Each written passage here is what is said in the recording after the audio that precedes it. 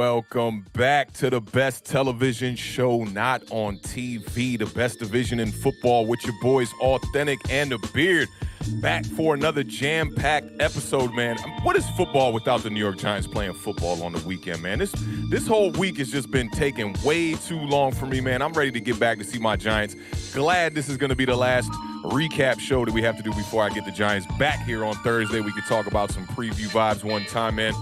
Exciting week in the NFL, man. A lot of blowout wins for real, man. We even got a tie with the Lions and the Steelers. I thought that was really interesting, man. And the Browns taking that L to the Mac Jones and the New England Patriots. I thought that was a really interesting one, man. Your boy Mac Jones was on fire in that first half, looking like he found a way to stretch the field and make quick decisions to get his team on top. Man, OBJ was out there. We had Von Miller. OBJ got his 2 catches. I thought that was cool for them to go to him on that first passing play from scrimmage for the Rams. But after that, man, it was murder she wrote after that. Von Miller, we saw him a little bit in some action over there too. Cam Newton with the 2 touchdowns, man. This was a really good week of football, man. A bit of a revival week, I'd say, man. But without further ado, let me bring in the strong side to my left side. Y'all know him as the Beard. Left side. Strong side. I know you feeling good. Hey, look. Dora the Explorer struck again. Facts. I mean, listen, look. The last time you guys saw me, the last thing I said was Sunday morning, I got a feeling. Yeah, you did say I got a feeling. I said, what you got a feeling about? You were like, I don't know, but I got a feeling. Listen, it was a wild weekend of football. Before we went on air, we talked about briefly like how this is the second week in a row where I think it's been 5 teams with losing records beating like first place or teams, you know, who are tied with first place, something crazy like that. Yeah, it was just bunch of wild. surprise wins. I mean, the Panthers went to Arizona, and that was just, I was like, what is going on? Yeah, I thought they would regress with Colt McCoy quarterback a little bit, but I didn't think it was going to get that crazy. I'll keep it real. Look, there's a couple of those quarterbacks that had days like that. Colt McCoy being one of them. You know, you kind of were like, it's just weird. It's so week to week now. I don't remember a season being like this one in recent history, where it's just like, you know, there's teams are kind of like separating themselves, right? But then they turn around and have these games like Tampa Bay's lost 2 games in a row now. The Cowboys lost to the Broncos last week, and then the Eagles turned around and beat the Broncos this week. And then Carolina, I like how the Cowboys showed you, though, like that was a fluke. Yeah, well, Atlanta is – I mean, that game, we're going to obviously talk about it, but Atlanta was tripping. And then, you know, the Carolina game, they go Arizona, and then the Rams lose again, and it's just like there's so many crazy. The Titans barely beat the Saints. You know, even the Packers Seahawks game, that slow start that they had, only 3 points in the first half, man. Then, finally they get it together. Packers put up 17 on the board, but first time Russell Wilson was shut out in his career ever. Yeah, they really were trying to get some points there at the end too. You think they rushed him back a little bit? I saw he was a little bit wild with his throws. He wasn't as accurate as expected. Well, this is the thing is that I think in his situation, like it's almost like. Did he rush himself back more so than like the team did? Because I feel like obviously like I'm good. Your finger to the side. I'm all right, coach. Look, you remember? You know what it reminds me of? Mighty Ducks when Banksy he was like, let me see you turn that wrist. He was like, I can't, coach. Yo, that's so spot on. I'm surprised nobody put that on Twitter. But I mean, like it was just. They probably felt like, you know, we need to win. Like, we got to win. And, I mean, you know, he's been playing air football for the last couple of weeks, so maybe he thought, like, that he was wild. Good, you know that was like a scene out of a movie with him. Like, thank God that wasn't a night game because that would have looked crazy, him warming up at night. Like, in the stadium, like, by himself and, like, hollering at the janitor, like, hey, you know, can you turn the lights back on for me? You know, like. Movie vibes, yo. Yeah, so it's just. It's really interesting, though, because the AFC has, I think, there's only like 3 teams in the AFC, 3 or 4 teams in the AFC, I think, that are below 500. Wow. So, like, that's wild. And so, you know, you got that sort of like logjam over there. And then in the NFC, it's like, who wants to be number 1, you know? So it's like Arizona, Green Bay. Now, Green Bay, A.J. Dillon looking is like gonna a have real to running step back. up. Yeah, I love me some A.J. Dillon. Yeah. He's one of these guys I've been talking about for 2 years. But Aaron Jones got hurt. I'm not sure if I know the significance of that injury. Obviously, Yeah, I haven't heard much about that. There were a couple of injuries this weekend. Obviously, the big one was shout out to Lucas one time, cake eater. That was one of the sayings from that movie where I was like, where they getting this script from? I don't know I still don't know what that means. I don't know what that means either, but I'm going to take it as disrespect because I don't understand it. That's like yesterday somebody said to me, they said, swimmingly. And I said, I've heard people use that word a few times, but I have no idea what that means. Like, what is the correlation? I mean, the walk-on water man himself, you should know that word. I don't swim in the water. I walk on it. But yeah, it was a fun weekend of football. Unfortunately, we'll talk about it a little bit later, but Chase Young getting hurt. Yeah, that was super unfortunate. Yeah, super unfortunate. I mean, anytime you see somebody get hurt with these season-ending injuries in the National Football League, it just kind of hits you a certain way because of the nature of the business of how football is, where these guys' contracts aren't guaranteed, and teams can cut players with like no questions asked, and then somebody else steps in and you lose your job, and it's just like it's a lot of these people, they've worked their whole lives to get to this point, and then like one play, it's just like can change the outcome of careers. I'm not saying that that's the case here with Chase Young, but we've seen it happen before, and it's just so like anytime you see stuff like that, it really just kind of yeah, it'll definitely affect his career. I mean, sophomore year, you looking to put up some big numbers again. You want to prove the naysayers wrong who are still hating on Chase Young, who's a fantastic player. And defensive end is not all about getting sacks, man. It's about pressure. It's about, QB hits and a lot more than that. And, I thought he was having a pretty decent year so far. I know he was low in the sacks. I think it was like 1.5 or something like that on the year. But, he's the leader of that, not only that defense, but of that team. He's one of the guys you always see picking people up on the sidelines, hyping people up. Heinicke's #1 supporter, man. So it's unfortunate to see anybody miss out, a significant amount of time like he's about to miss, man. And we probably, we're definitely not going to see him until next season. So best of luck to Chase Young with the recovery, man, and hope he gets well. And then Washington defensive front can get back to their normal fashion. Yeah, now we're down both our DNs. No Montez Sweat. Broken jaw, Young, right? So, yeah, through the wire. So through the wire. That's right. I forgot about the Kanye point you threw out there a couple episodes back. It's gonna be an interesting week for sure.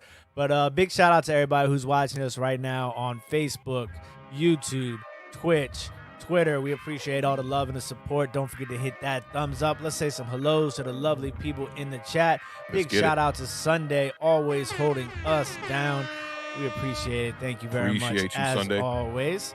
Who else we got in the building? The heavyweight champion of the world. Who's the profile pic? I can't even see who the profile pic is. I don't know, but it looks like Odell Beckham Jr. in a wrestling. It's not Odell Beckham. I was going to say Nacho Libre. I don't know who that is. I'm going to keep it funky. I don't know who that is, but that's gangsta. I like that. I'm messing with that. Shout out to the heavyweight champion of the world. The champ is here. My favorite GQ name on the YouTubes, Mr. Edward Squires, says, what's good, Edward? Fellas? Bicep, bicep, bicep, bicep, bicep. Hopefully we can pull off an upset Monday night, but Tampa Bay will be mad because they lost 2 in a row. Facts. Listen, it's crazy because I was thinking the same thing. I was like, man, there's Tom Brady after a loss and a bye week. Yeah. Now y'all going to get Tom Brady off of 2 losses in a bye week. Be a smackdown. Hey, you don't know though, man. Maybe they're hitting this little rut. Like there's some holes in that team, Just when we get to Thursday's episode, I'm gonna ask you if you got a feeling. And that, I'm gonna go with your gut feeling. I'll see how the maps start to come together over the week. One time. Big shout out to Marjorie, always holding us down in chat as well. We appreciate it for sure. And Double E Zay. Yes, sir. What's up, man? The building. What's going on, brother? Great to see you as always. We appreciate it for sure. Who else we got up in the mix? Leroy. Will Jones says, what's up, Chiefs? And, big shout out to Lucas, always holding us down all the way from Australia. What's popping, Lucas? What's popping? Big play Slay in the Eagles building. get a big W. You get big play Slay in the building. What's up, fam? How you living, dog? Big victory for y'all this past Sunday. Eagles, I mean, we're going to talk about it in a few minutes, but Eagles shocked might us. be one of the biggest surprise teams so far of the year. Even though they're not like a winning record, I think there were people out there that were saying that they were going to be the worst team in the National Football League. Not us, though. Not us. It might have been me. It might have been me. I keep it funky with you. I might have said that maybe once or twice. But shout out to the Eagles, man. They're doing a fantastic job so far, working with number scraps over there, too, and they're getting some W's. For sure. Tonio Bot, what is good? Tonio, what's good, boy? What's good? In the building. We appreciate it. He loved Big shout out to the homie games. Toothpick, First Toothpick in String the building. Podcast. You guys aren't familiar, make sure you guys go check out the homie Toothpick. Real deal vibes. Appreciate you stopping by, brother. Got to pull up on him again. Hey, big shout out to the homie Nathan Perry from Ref the District. He says, "Can you please have a feeling about this weekend too?" We need it. I make no promises, but I'm gonna, I'm the map maker now. That's my new name. I'm the map maker. I'm gonna be making maps every week from the rest of the season. We'll just see who follows the maps. Big shout out to Ash Money in the building. Ash Money, Giants Nation in the building. What's good, boy? What's good? Brian Porras is in the building. Brian in the building, man. Brian? Becoming a regular, man. Good to see you in here, Brian, again. Hope everything's going well on this fantastic Taco Tuesday. Alexis Irizarry says, "What's up, my fam? Let's go, G-Men." More Giants Nation in the building. What's going on, Alexis? Hope all is well. Toothpick says, "If we win out, we can still win 11 games." Is that crazy? I don't think it's going to happen. But Sunday. Yeah, that's crazy, Toothpick, for sure. Big Deezy, man, Beard, y'all got us this week, Deezy man. was talking big talk before this week, yo. Hey, we appreciate you pulling up in the building, Deezy. What's good, fam? Yeah, that's I did hear that, and I think I saw Marjorie put it in the chat. That's good to see because that was like on like the last play of the game when Villa went down. So I mean that would have been horrible, obviously. So good news coming out of Tampa Bay. Didn't tear an ACL or sure. MCL. That's good. That's really good to know. Who else we got in the building? One of our Washington football team fans, Kevin, is in the building. What's poppin', Kevin? Cheerleading on the sidelines the last 5 games. That will be. I hope because sometimes they don't let them do that if they're not on the active roster. They're not allowed to be on the sidelines. Sometimes I think, or sometimes I think is if you're rehabbing. I'm not sure how that works, but hopefully we do see him for sure. Big shout out to the homie Joel in the building. What up, Joel? What's good, boy? Formula Fitness is in the building. Giants Nation in the building. What's good, boss? How you living, man? Good to see some new faces in the building. Shout out to our one of our resident Cowboy fans, BB Jones, is in the building, holding it down for his Cowboys. We appreciate you in the building for sure. What's poppin', BB Jones? Lax O Fo is in the building. What up, dog? What up? What up? The nation in the building. Yep. And Albin B in Albin the B. building. I think I've seen Albin B in here before. Yeah, What's poppin', Albin? We've Hope seen all him is a couple well. times. Sleepwalker left the Washington football team. He not playing either. He really did that. He really said, "I'm not supporting this team no more." I wonder if y'all start winning, if that'll change his opinion on things. Oh man, listen, I went in on a couple of people on Twitter after that game because there was a ton of people who I seen start to tweet a little bit more as the game went along. In the beginning on Sunday was like, I have zero interest in this game. I'm not ready to watch another Now you hear giving the play-by-play on Twitter. Yeah, and then they give you the play-by-play, and then it's like at the end I'm just like, I wonder if they deleted that first tweet, Yeah. So it's just Yeah, I had to tell everybody, you go to try to respond, and it's like, oh, that tweet is not here no more. You either got to be all in or all out. We don't Facts. got time All for or nothing, that. baby. Y'all know what it is, man. Authentic and the Beer presented by All or Nothing Studios. Let's get it. Facts. First game. Are we going to the first game? Okay. Shout-outs is done. Okay. We're going to let this one run a little bit through this one. I was just about to say, this joke Just kind of let it copyright. I think I made this like just the other day, man. All right, man. So Broncos at Eagles, right? That's what we're starting with? Or am I wrong? Yes, sir. We're starting Broncos at Eagles. Okay. All right, man. Broncos at Eagles. Devonta Smith celebrated his 23rd, that's a young boy, 23rd birthday in style, leading the Philadelphia Eagles in a 30-13 win over the Denver Broncos. Smith finished with 4 catches for 66 yards and 2 tutters, becoming the first Eagle rookie with multiple receiving scores in a game since Jordan Matthews did it in 2014. Smith's 2 touchdown catches helped the Eagles build a commanding lead as their running attack took over in the second half, with 3 players rushing for over 40 yards for the 3rd consecutive week for the Philadelphia Eagles. The Eagles now move to 4-6, while the Broncos fall back to 500 at 5-5, which right there, that's very surprising to me, man, because we can't forget the Broncos started off with that 3-0 lead. Then they lost 4 in a row, and now they're sitting at 500 here after a loss to the Eagles. Just a couple little quick things from my end on this one, man. Jalen Hurts, man, he played a good enough first half to be able to win that game without doing anything in the second half. Connected with Devonta Smith twice in the end zone. One of those catches, man, Devonta Smith's kind of looking like Odell Beckham a little bit to me. Just the mannerism and the body movement, the way that he can like adjust his body in the air to make these certain type of catches that you wouldn't expect from a lot of other wide receivers. That Randy Moss style up top fade route that he caught on the sideline, man, that was really amazing from him. But Jalen Hurts, man, in the first half, he was 15 of 20 for 176 passing yards and 2 touchdowns. He had 52 yards rushing. He cooled off in the second half and went 1 for 3 with 2 passing yards. 1 interception. Wait. That's real? That's real, bro.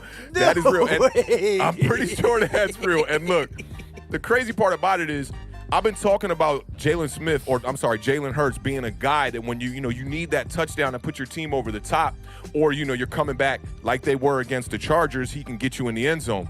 He had his opportunity in this game, late in this game too, and he threw that interception that I thought was going to cost them the game. Now, let me scroll down to my notes here, because when he threw that interception, they were up by 7, I believe. And the Broncos began to drive, and it looked like they were going to tie the game up or at least cut it to a 4-point lead.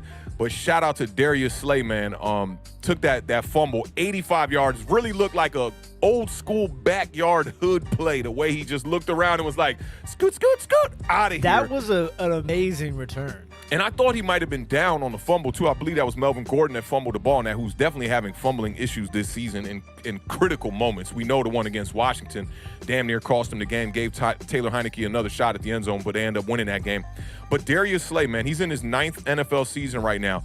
He had just 1 career touchdown before entering this season, and now he's got 2 touchdowns in the last 3 weeks.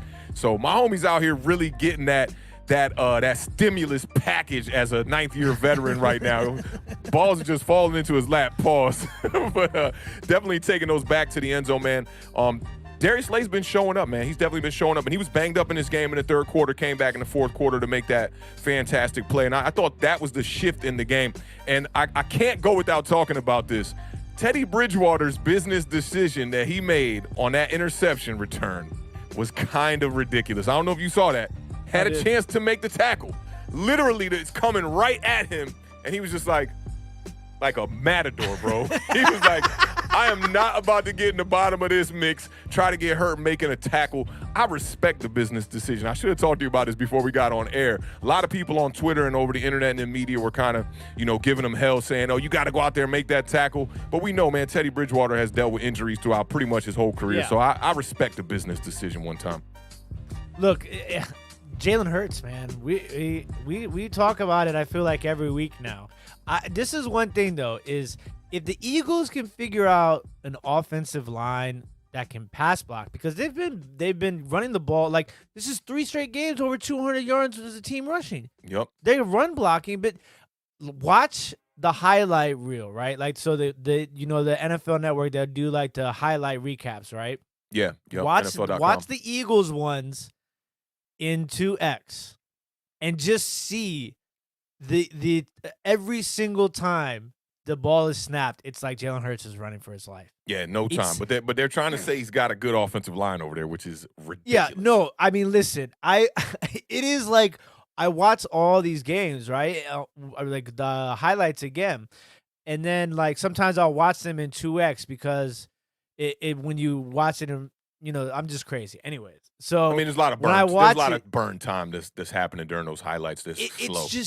It's just so weird to see because it's like in difference in that Eagles offensive line and the other like offensive lines that I watch, it's just like and the pressure is coming from everywhere. It's Yeah. not like the edges or the inside. I mean, like it's like he's got to make moves. So like I mean, he's playing excellent right now. And Jordan Howard, the Ballin'. re-emergence of Jordan Love Howard it. is And he got a deal, you said awesome. last week, right? Didn't he get a deal Yeah, because of it? he That's awesome. got the deal last week. 12 carries for 83 yards. Yeah, You know, he's balling. He's it's got just 200 like, yards in 3 appearances now. The so dude is definitely the reason why that offense is moving.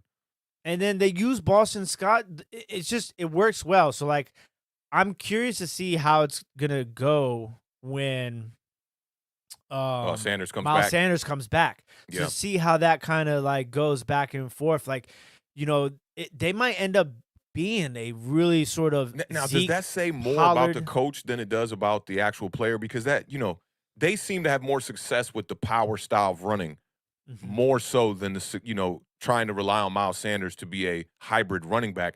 And I mean, I'm just starting to think about it now, like, what hybrid running backs are really having major success right now? It makes me think about Detroit, right? You got Swift over there doing Swift, things, yeah. right? But they also don't use him as the power back. So did like finally this game, I think he carried the ball 32 times or something like because that. what's his name was out of the lineup, right? Yeah. Jamal Williams. So for me, it's like, is there a place for the hybrid running back in the NFL still? We know in New York we're struggling with that with Saquon Barkley. You guys use a power back and a kind of a third down back, swing back kind of system as well in Washington, and I think it works for you guys. This week y'all didn't have a lot of yards per carry, but most of the time you see McKissick getting receptions out of the backfield, and y'all usually a pretty decent running team. And there's just not that many hybrid running backs no more. I feel like teams are going back to the two-back system that was more in the early 2000s. I think it has to be that way because it's interesting. I heard somebody say on the radio how you could ask any coach at any level, and they'll all tell you the same thing about the importance of having a running game. Like, no matter what type of NFL we're in now or we're heading to, spread offenses and throwing the ball 50 times a game, you have to have some sort of presence in the run game. And I think a lot of teams are starting to realize that. If you look at the Eagles and you look at all those first games, they were running the ball 10 times a game. Yeah, barely. Their running backs I remember that stretch, 2 games, they had 9 carries from their running backs, and that's just unacceptable. And maybe Miles Sanders kind of forces you to do that because I know what that's like when we got Saquon in the game. It's like you don't want to just keep running your hybrid running back between the tackles, You're trying to find ways to get him out in space and things like that. And that's why I think it's going to be interesting to see how they do this when he returns. Yeah. Do they use Jordan Howard like a Zeke Elliott and Miles Sanders like a Tony Pollard? Do they do something along those lines with the two of them? My thing is, like, if it's not broke, don't try to fix it. It's working right now with Howard and Scott in the backfield, and you see Gainwell trying to get those kind of touches that a swing back would get, the third down vibes, which is not much, to be honest. Yeah. But maybe you just have Miles Sanders come back and fill that role. Big shout out to Rich Jeweler Brady for the $2 super chat. Says, I'm going to take my anger out on the scrub Giants. Hey, we ready for it, man. We expect nothing less than that. I know Tom Brady is going to be heated, man. I know he's going to be heated. Is that a home game for the Giants or is that away? I can't remember. I don't know, but it's a primetime game, too. Yeah, that's going to be Monday night. Again, we bringing out them all-white color rushes, which we have no success in. I swear we never win when we wear those uniforms. Is that official? I think we might have one win in the color rushes. But no, like, are they officially going all-white color rush on they're Monday wearing night? the color rush on Monday, yeah. Should be interesting. But listen, Devonta Smith, you talked about him, man. The dude's good. The dude's good. You know who else he kind of reminds me of a little bit sometimes too is Terry McLaurin in this sense where it's like he might not have those games, and obviously it has a lot to do with the offense that he's in. He might not have those games where it's 11, 12 catches, 120-something yards, but those 4 to 6 catch games that he has, every single one of those catches is a important or big play. Yeah, like big third down conversions, big touchdowns. Exactly. I mean, he only had 4 catches in this game, right? Yep, yeah, 4 he had catches. 2 of them were touchdowns. It's like, and I remember one of the third downs across the middle was for like 17 yards. Yeah, and this is the other thing too is like Jalen Hurts' stats look even better if Quez Watkins doesn't drop that touchdown. I know. He put he that had 3 joint touchdowns. he put that joint in the basket for him. Perfect dog. throw, man. it was crazy because this game the defense for Philadelphia stepped up. They had to block field goal, which was huge. Denver could not convert on third downs, and the time of possession was insane. Denver was 1 for 11 on third down. You can't win football games like that. 1 for 11 on third down. And Teddy 1 for 11 Bridgewater's on been pretty down. solid on third down throughout the year, too. That's a surprising stat. Now, they didn't have Pat Shurmur in this game, or was that last week? I think that was this week. I think that was this week that they didn't have their play caller there, so I'm sure that hurt them a little bit too. Not that Pat Shurmur is some kind of play calling genius or nothing, but he is the starter as far as the OCs go. It was funny because the whole story was that he apparently didn't have a game plan for the Cowboys game, and fans were just like, maybe you shouldn't have a game plan for any game moving forward, sort of situation. So, but I mean, the whole thing turned because of the penalty. So Williams, I think it was Williams, hit the outside and ran for the touchdown. Got called back on the penalty. Okay, so then after that penalty, they kicked the field goal. Okay, so now it's 20-13. The next play, the next drive is when Hurts throws an interception and then the fumble. So now you're looking at 27-13 when it could have been 20. It could have been 20-20. You know what I'm saying? And it's like a 14. It's like a 14-point swing. So it's like those penalties in the red zone kill teams. And Tampa Bay was they had penalties all game in the Tampa Bay Washington game. So it's just like, if you're not converting on third downs and you can't score points in the red zone, you're going for it on fourth down. You got these penalties. You're fumbling in the red zone too. Can't forget that. Those are two 14-point swings pretty much in the game, which is why Jalen Hurts' numbers don't look that crazy, and he was able to kind of just chill out in the second half. Yeah, but I mean, look, 40 times running the ball. That's my type of game. Yeah, so, for sure. I mean, this is a huge win for the Eagles. It really is, especially after the week after the Broncos beat the Cowboys. Yeah, beat them bad. The Eagles are the only team in the NFC East that beat the Broncos this year. Everybody else lost to them, except for the Eagles. That's crazy. That's crazy. Big shout out to conspiracy theorist Rogers for the $2 super chat. Yeah, my boy Brady heated, and it's away too. Tough. It's definitely going to be tough. Regardless of what happens in that game, it's going to be tough because if the Giants can find a way to pull out a victory, it's going to be really tough on the Tampa Bay Buccaneers, for sure. And if we don't win that game, it's not going to be like some close game. I got Tom Brady coming out here trying to light that scoreboard up, show y'all that he is the defending Super Bowl quarterback here, and it's going to be a problem for the rest of this season. But we shall see. I mean, this is now a bye and 2 weeks of losing for the Bucs.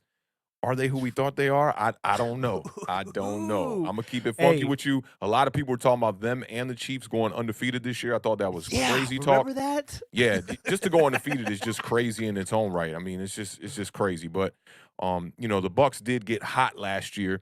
And I thought that the Washington football team did have a chance in this game because we saw it in the playoffs. I mean, Taylor Heinicke was running all through this Buccaneers defense and getting through the middle of this front, and you saw some more of that in this game. So you never know, man. That's why they play the games on Sundays. Any given Sunday, anything can happen.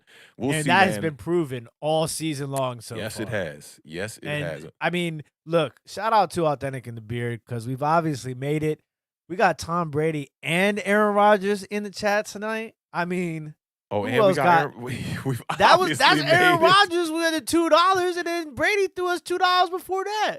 I mean, Brady. But listen, hey, Aaron, Tom, I mean, y'all making some good bread, man. At least bump it up to $2.99. Oh, I didn't realize the conspiracy theorist Rodgers one. I didn't realize that one. I know on Pat McAfee, a lot of people in the chat, they love that talk. They love that conspiracy theorist Rodgers talk. But man, we appreciate the super chat for sure. I missed the toe part of the episode today. I got me too. They was talking about that the whole episode. I'm like, I don't. Somebody was talking about the toe memes. I was like, I don't know about the toe memes. But did you see that one meme, the Philadelphia Eagles meme, while we're on this game? It was I can't remember. It was like, okay, so it was a Fletcher Cox jersey.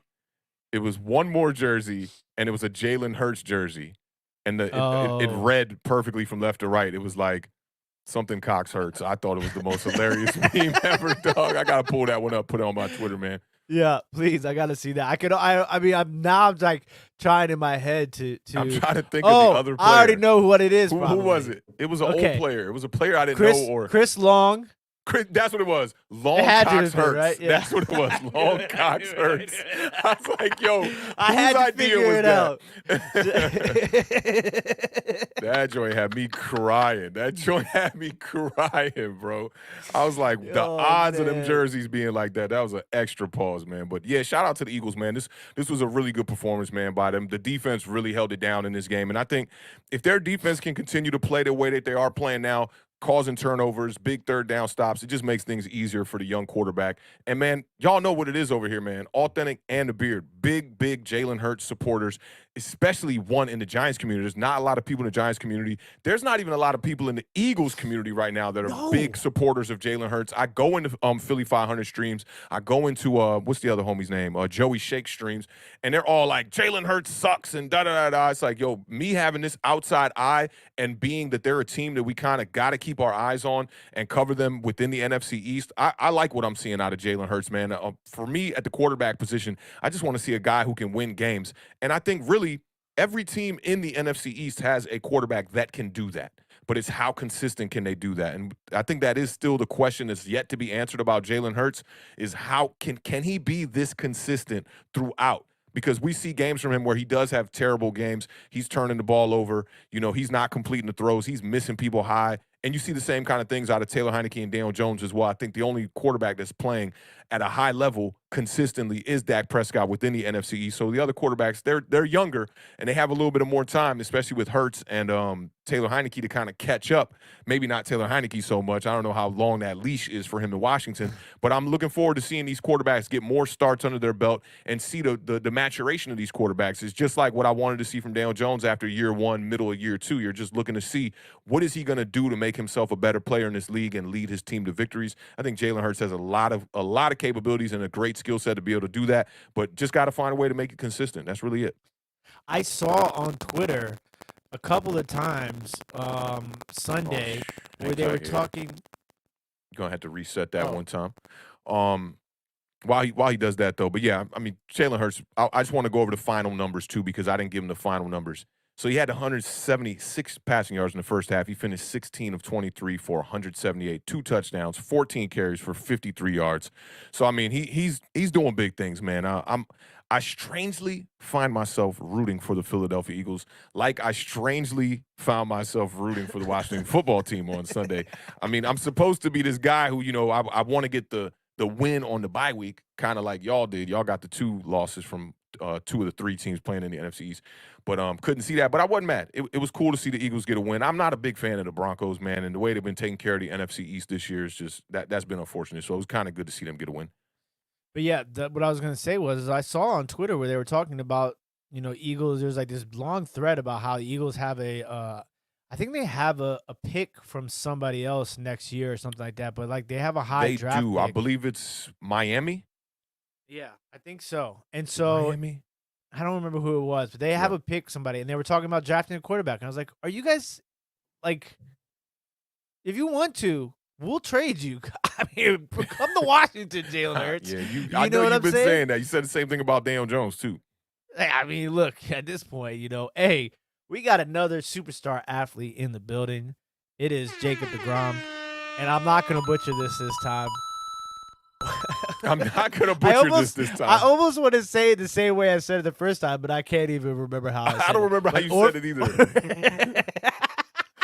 either. Shout out to orphanage builder DeGrom. Hey, don't act like I don't exist. Don't act like I ain't been the most dominating athlete in the last 5 years.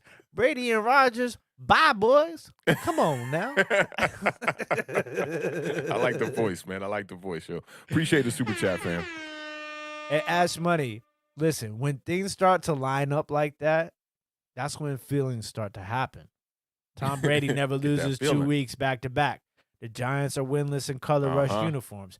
Daniel Jones is winless in primetime games. Ooh, are you getting a feeling? Break this week. I mean, early week feeling.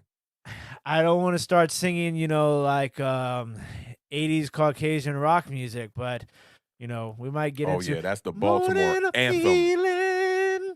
Oh, I thought you were gonna go with "Don't Stop Believing." No, it's Journey. We're gonna stick with the feeling. Oh man, oh man, oh man. But yeah, shout out to the Eagles, man. That was a big win for them for sure. That was a big win. And one little quick nugget I want to hit y'all with, maybe two quick nuggets here. Devonta Smith has more receiving yards than Jalen Reagor. How is this possible? How is this possible? Isn't he a rookie? How is this possible? I mean, look. That's the one problem, thing that's not clicking that with is a them problem. right now. Yeah. Because they need a number 2 to step up. And Quez Watkins is like, I hate to say this about people. He's a Darius Slayton? Nah, I was going to say he's a one-trick pony. He's a Darius Slayton. I mean, go run the 9, okay? Just go run the 9. And listen, that's what kills me too. If that's all you do is run the 9, you gotta catch the ball, man. You gotta catch the ball. You gotta catch the ball. You got to catch. Hopefully, you get it together like Hollywood Brown did, because Hollywood Brown started off dropping everything, and now Hollywood Brown had another one of those games in Miami, though. Yeah, that's true. But he's gotten it back together. He's now looking like more like a number 1 wide receiver, even though he really ain't. But I thought that was interesting. He's got more receiving yards than Jalen Reagor. And also, Devonta Smith is the first Eagle rookie to catch multiple touchdowns in a road game since, I'm going to let you guess what year. Deshaun Jackson. Okay, that's not the player, but I'm going to let you guess what year. We'll say 2012.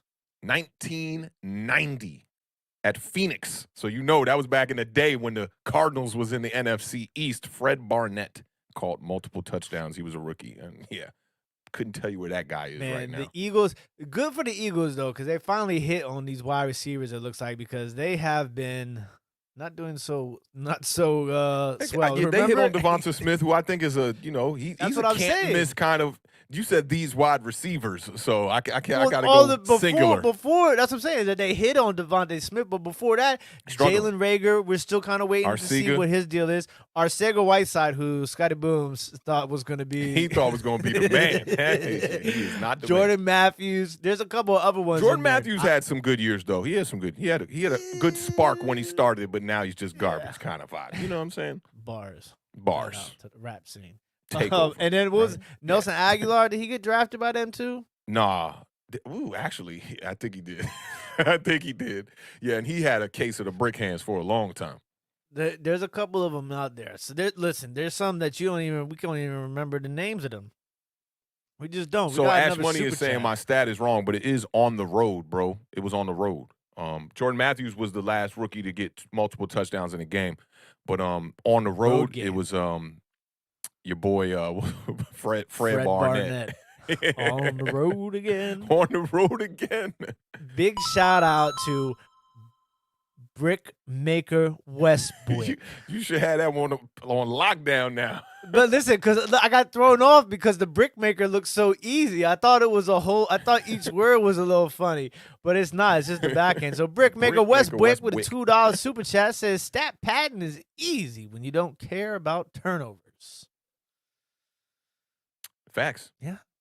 You got to play like that. You got to play like that. Got to play loose Brett out Favre in you. Little Brett Favre, little Jay Cutler. Little playoff Eli.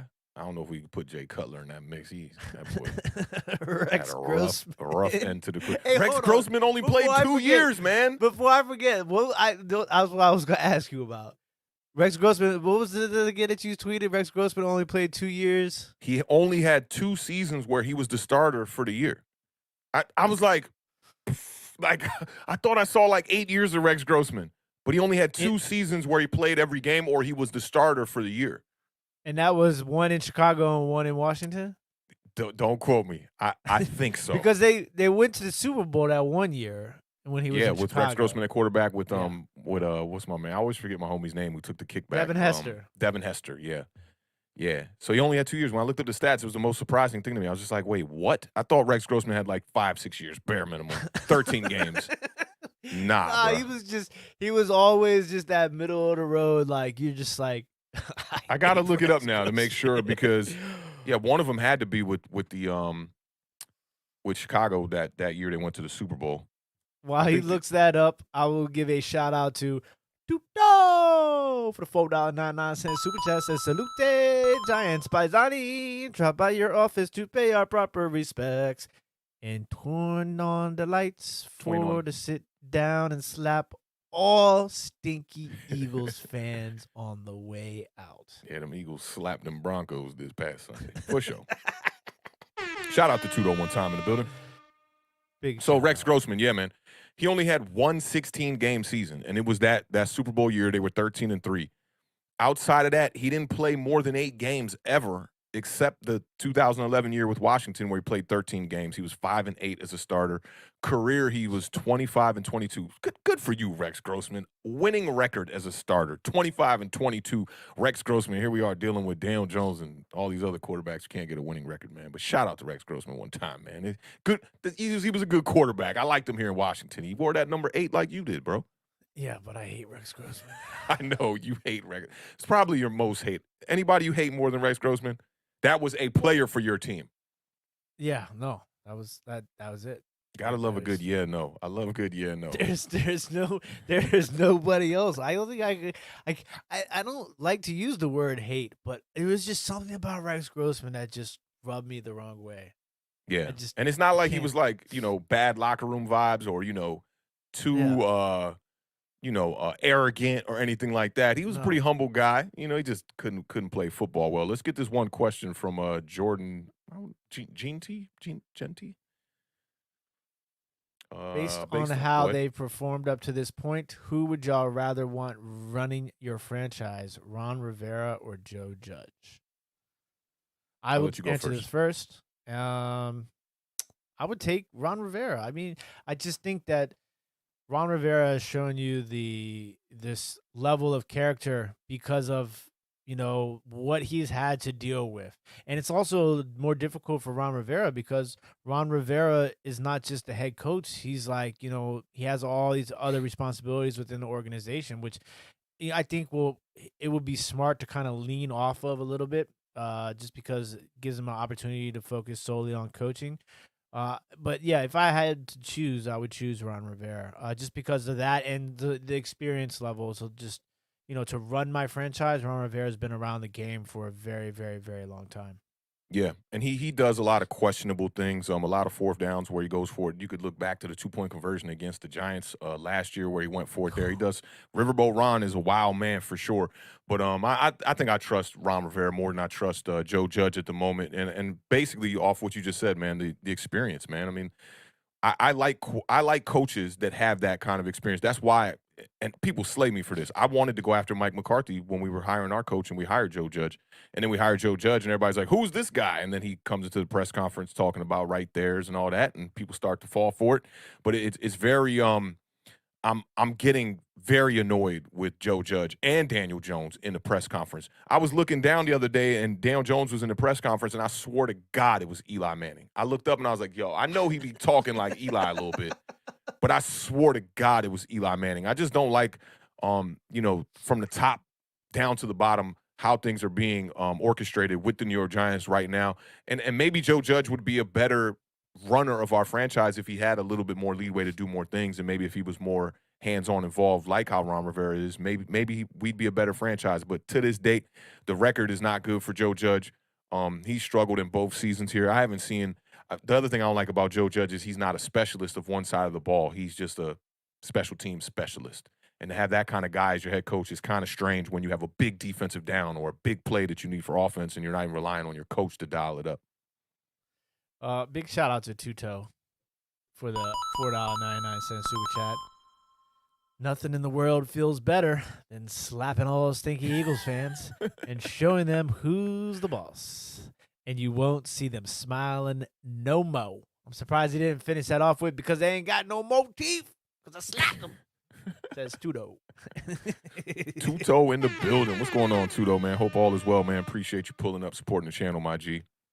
Ash Money says, we didn't really execute. Oh, my God, that kills me. And he'd be doing this right here. He'd be like,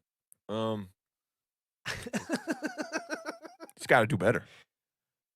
It's like, come on, like that's this right here. When they look at you like that, that reminds me of my boss when I used to have a boss.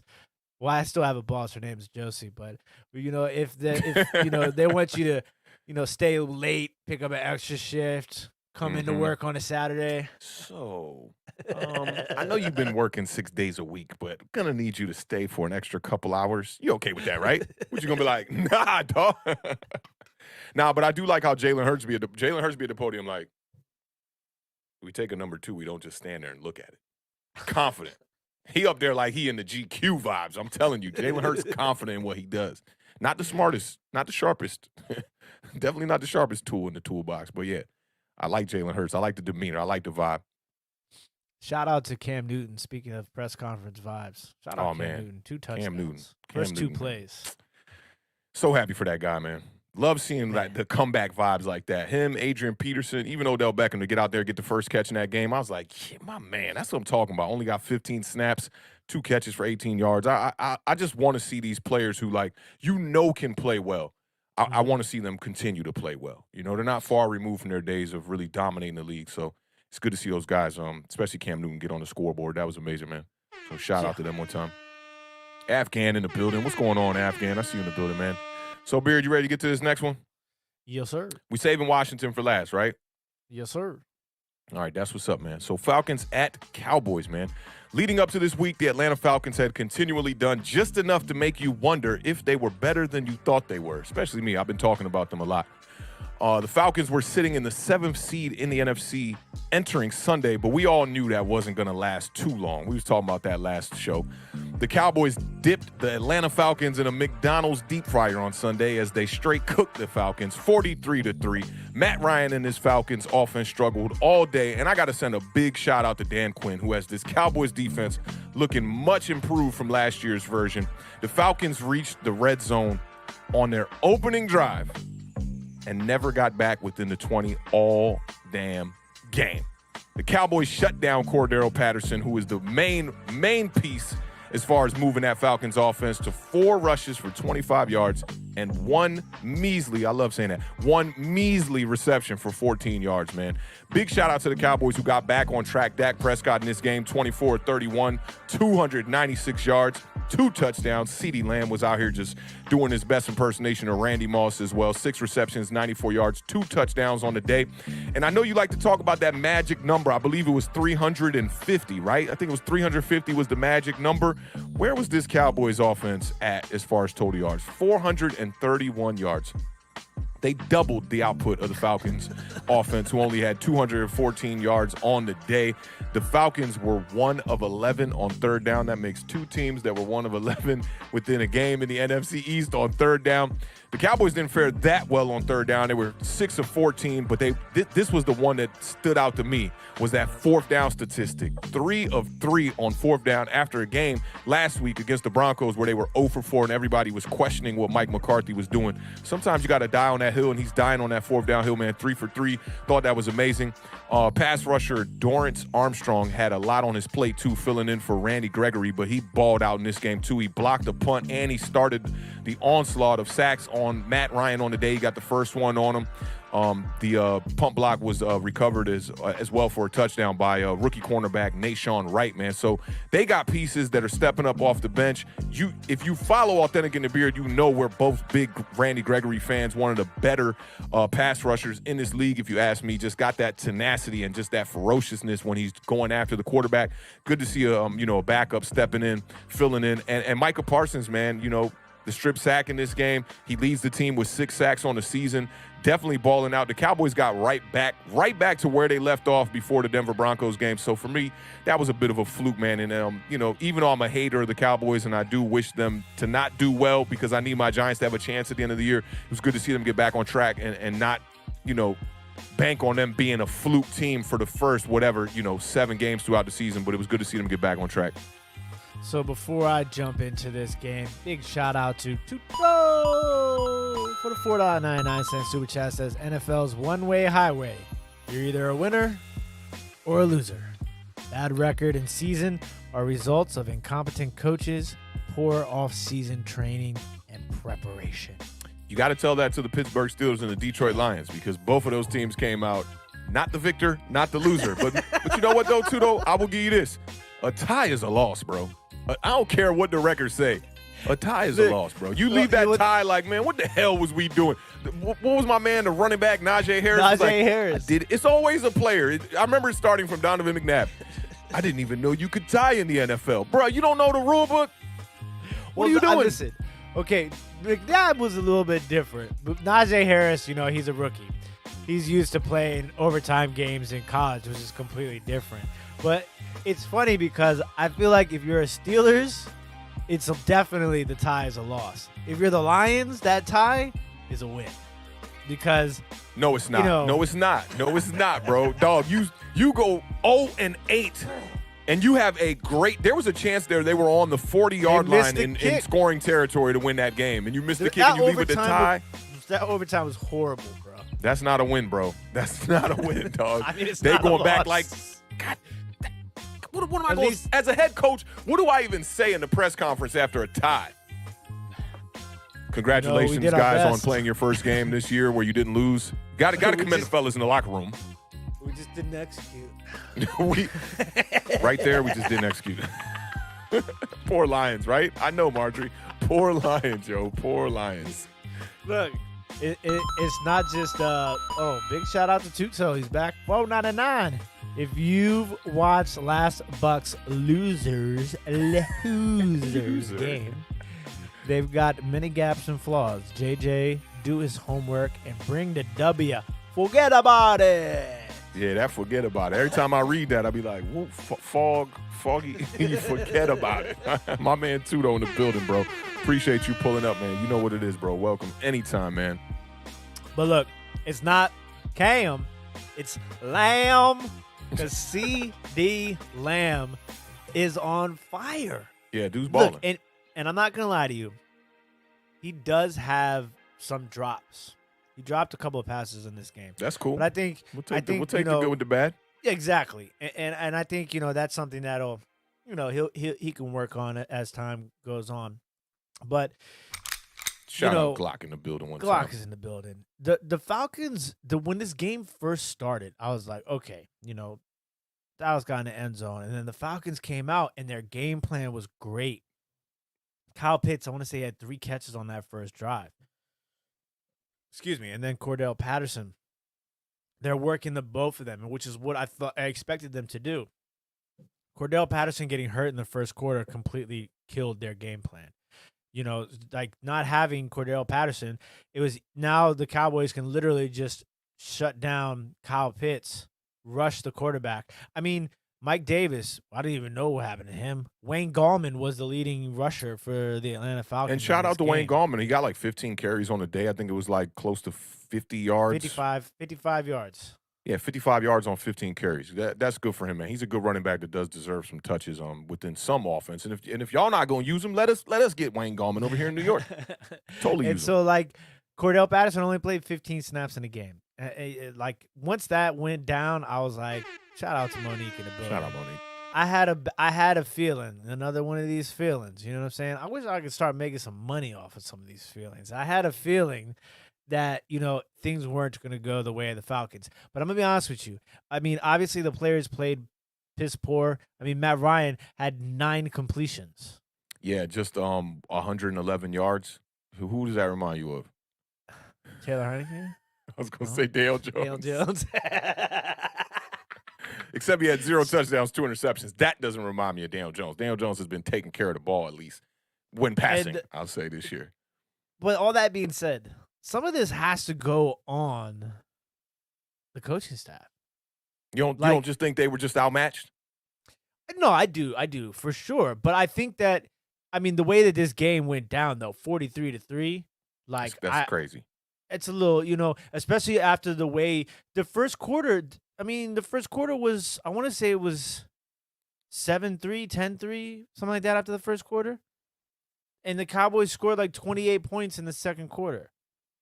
The way that the plays went down was 29 points in the second quarter, 7-3 at the end of the first quarter. Because Atlanta went for it on that 4th down, which was their first mistake. Like you just when you're playing a team like the Cowboys, right? You gotta either go blow for blow to a certain extent, right? but more importantly is if you stop the Cowboys, you have to be able to translate that into points. Yeah. And then just like the block punt, like all of that, it literally was like a series of like the last like 10 minutes, like I guess the last 10 minutes of the second quarter. So after like that first 5 minutes, the last 10 minutes in the second quarter going into the halftime was just an absolute debacle for the for the Falcons. I expected that to happen to them too. I mean, that team they don't match up well with the Dallas Cowboys, and the crazy part is that they didn't even have to rely on their running game to do that much damage in this game. The defense, man, with the 3 interceptions. I mean that's all she wrote right there. The defense was the star because I mean they got the interceptions. Ooh, nice pun there. I like that. Yeah, they stopped him on third downs. They stopped him on fourth downs. They blocked a punt. So it's just like it's crazy to me when you watch a game like that.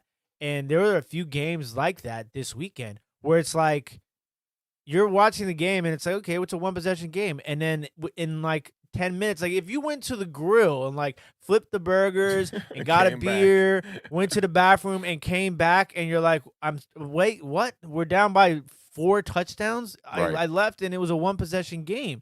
So like it's just the Cowboys are one of those teams where it's like you have to be firing on all cylinders. Yeah. Like you can't leave room for mistakes, and you have to capitalize off of their mistakes because the Cowboys did have a couple of 3 and outs. And you touched on it. I mean, they were 6 of 14 on third downs, which isn't terrible. It's not 1 of 11, but if you're stopping them on third down, you can't then turn around and allow them to convert on fourth down.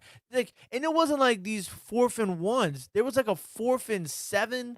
A 4th and 6, and they weren't just getting the first down. They were like 20, 30 yards. Like that's a breakdown in. I don't know if that's a breakdown in assignments or just like, just feeling overmatched. It's just there was a lot going on in that second quarter. Cowboys playing the odds, man. Just saying like, there's no way they're going to stop us for 4 downs here.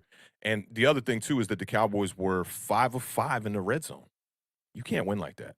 1 for 11 on third down for the Falcons and 5 for 5 for the Cowboys in the red zone. There's no way you're going to win. And I mean, the game was over at halftime. Yeah, it really was. And one thing I think a lot of people aren't talking about this year with Ezekiel Elliott is he got rid of that little fumbling issue that he had last season. He did have a fumble late in this game when they were up like 30-something. But I think it didn't really mean much because Ezekiel Elliott hasn't really had a fumbling issue throughout his career, but 2020 was tough for him. I don't know if you remember that, like in the first 8 games when Dak Prescott ended up going down, he was just fumbling left and right, multiple fumbles in multiple games. And to see him clean that up, this year, Ezekiel Elliott's having a pretty fantastic year outside of that Broncos game and maybe one other. He's having a really good year. So this is my thing, is that how do you feel about the coaching staff playing them as long as they did in the second half? It's Dak and Zeke. Yeah, I mean, there was a point there in the fourth quarter where I was just kind of like, you might want to take Dak out. But I don't know. I mean, Dak missed a couple of games. Maybe it's, to get them yards back up, where they supposed to be, get them, pad them stats just a little bit. We even got a sighting of Josh Rosen in this game. He was 1 for 6, threw an interception. He's just, they got to give up on him. It really bothers me when there's a lot. You about to take the words out of my mouth. How does he keep getting jobs? Somebody tell me. I don't know. I'll wait. It really doesn't make any sense. Because look, I watch a lot of college football, and I was never a Josh Rosen guy, but I've seen so many people play. I know can play better football than Josh Rosen can. But and there's a lot of quarterbacks like that. And no disrespect, but like when you the Cardinals, you got to have a better viable option at backup quarterback than Colt McCoy. I'm just keeping it funky with you because that offense is predicated on the play of the quarterback.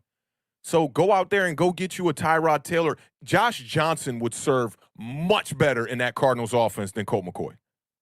Mm-hmm.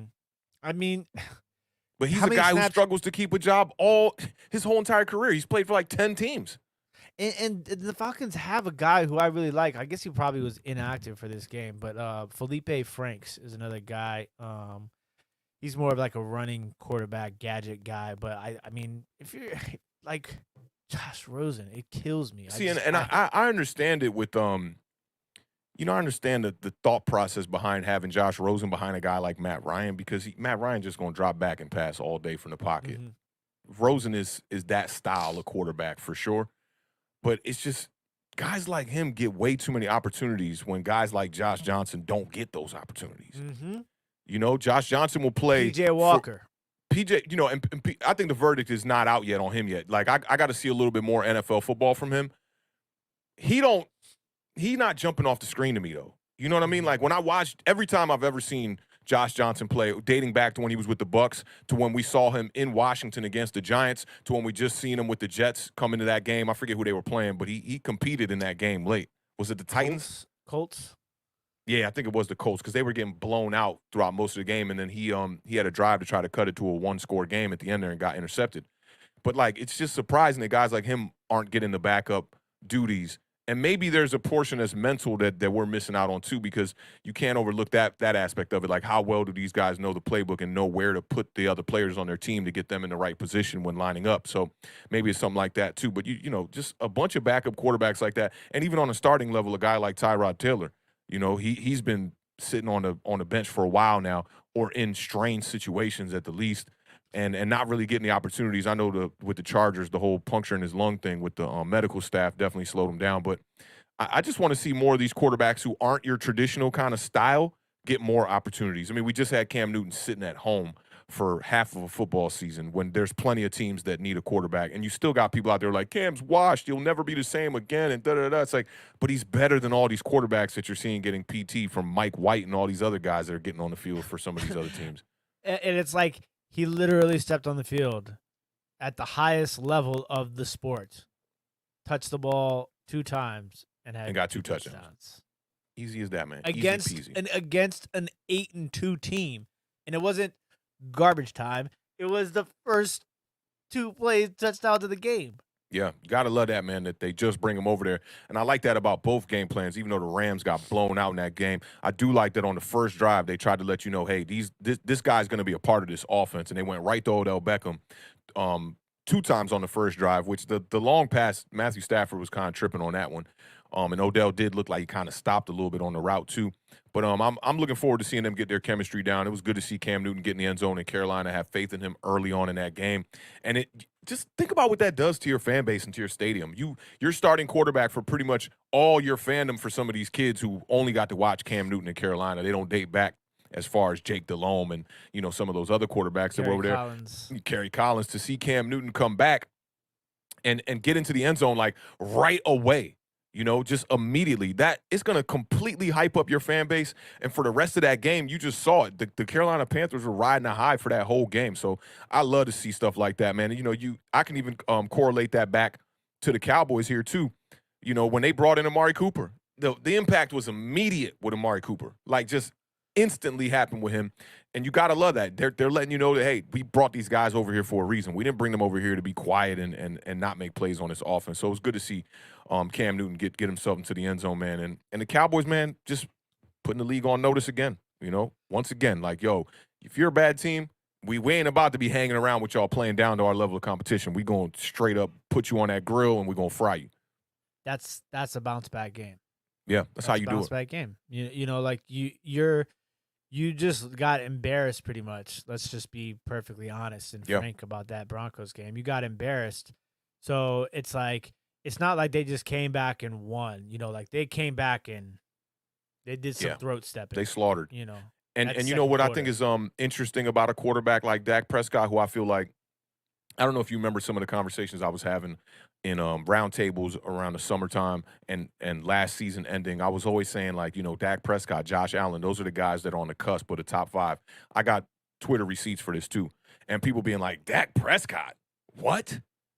Top 5 quarterback, Dak Prescott? No way, because they're just such Cowboy haters that they can't see a guy like Dak Prescott being in the top 5. But he showed you right now, he's playing top 5 ball. One of the quarterbacks that people would love to put in that top 5 over Dak Prescott, which I don't blame them, is Russell Wilson. I know he's been hurt this season, but Dak Prescott is playing way, way better football. And people won't give him this pass, right? He was coming off an injury. playing against the Denver Broncos. A major injury. Nobody is even going to talk about that because Dak don't get those passes because, one, he plays in Dallas, and two, we know what it is for black quarterbacks. Black quarterbacks don't get that pass like these other quarterbacks do. I'll just keep it funky. I don't know why that is. I'm not saying it's some kind of racial thing, but it's definitely a mobile thing for sure. They don't want to see you running around doing your thing. And when you come back and you beat a team like this 43-3, they're not going to say, oh, he had an injury last week. But if it was like Daniel Jones or if it was like any quarterback who's drafted in the first round, they have better. Granted, they have higher expectations, but they also have a longer leash. You know, you can go out there and make these kind of mistakes, and they'll be like, oh, but he hurt his shoulder last week, or he had that injury. Oh, his offensive line, he's missing his left tackle, or he's missing this guy on the right side. Dak Prescott don't get those excuses, and he just continuously goes out here and balls out and proves to you that he is a top 5 quarterback in this league. Yeah, and he does it too with a different sort of style and mentality. So it's like when they lost, that game against Denver, it still sticks with me right now. Is like he didn't even want to have that excuse. He said, "No, it wasn't the calf. Not blaming the calf. Not blaming the injury. We just didn't get it done." You know what I'm saying? Like you gotta love that. He's good, man. He's good, and I think what's even more important is that he got that bag and he hasn't like let down. Yeah. You know what I'm saying? He's living up to the expectation of the bag right now, which that is amazing. And shout out to the chat one time because I see 3 comments I wanted to bring up where Monique is talking about this. He also doesn't get half the roughing the passer calls that other QBs get, but I think that has to do with age. That's 100%. And ENA, we got time. He definitely thinks it's a racial thing, just like the hits on the quarterback. So, got to send a big shout out to y'all in the chat because just bringing that to our attention, about like not getting the roughing the passer calls. We see it with Lamar Jackson all day. And ENA, we got time also says Cam, Lamar, Dak, none of them get those excuses. It's just facts. I mean, it's just really what it is. I'll keep it funky with you. And I think even with the black head coach narrative, if you look at Anthony Lynn in with the Los Angeles Chargers, they pulled the plug on him so early, and I'm afraid that it might happen with Flores in Miami. I really hope not. They fell on some bad luck and just things just every once in a while you get those years. I like Brian Flores as a coach. The only thing that I didn't necessarily agree with, I thought it was just he handles the quarterback situation a little weird at times, and I don't know if that has to do dating back to Ryan Fitzpatrick over there with Tua, and then now with Brissett and Tua. Tua is probably mentally going through so many hurdles, not knowing if the franchise truly believes that he's the guy. Which imagine if he had the kind of support that the New York Giants give to Daniel Jones. That like no matter what happens in the game, the Giants always come out and say that's our guy, and he's that guy. They're not gonna If Daniel Jones is struggling in the third quarter of a game and the Giants are down by 10, they're not going to yoke him out and bring in Mike Glennon. Mike Glennon. You know what I'm saying? Like, it's just not going to happen. And I think they're doing the right thing. So I agree with you on that Flores, the quarterback, the way he does handle the quarterback is puzzling for sure. I guess especially this last game. Like, so Tua didn't start because he was hurt, because Tua hurt to play. And then Brissett got hurt. Tua came in. Right. Brissett was like, I'm good to go back in. And Flores was like, "Nah, you're good. Tua's gonna finish." Yeah, and you're then not Tua doing a great job. finishes and got the win. Like, wow, wow. And I swear, like the same thing happened last season, like with Fitzpatrick. Like, take him out, put him back in the game, take him out. Nah, we need you. He gets hurt. We still need you, bro. Get off the bench. Go. Goes out there, get you a win. It's crazy, man. It's really crazy. Oh man.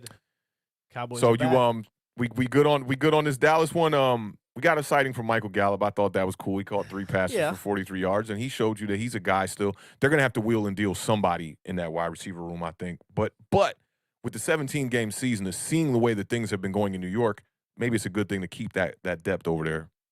But you're going to have to find a way to pay him. I do want to say, on the Falcons side, Kyle Pitts, during this game, I saw him next to some of those defensive players a couple of times. That dude is... Yeah. Stature.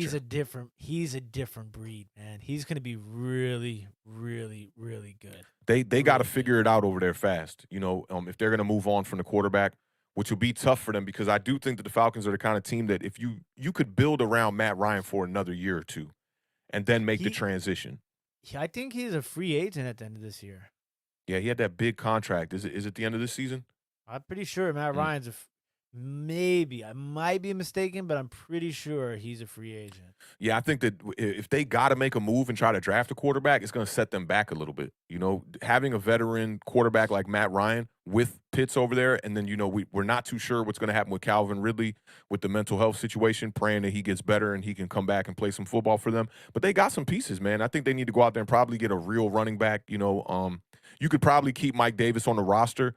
But him or Wayne Gallman, one of them got to go, and then you got to bring in a guy. You got to. They had Gurley last season, right? They just didn't re-sign him, huh? Yeah, Gurley is on the street still. Yeah, the Gurley Ravens was released banged Le'Veon Bell today, I think. Did they? Yeah. Le'Veon Bell's career really took a super spin after leaving Pittsburgh, and that That goes show you, man. holdout.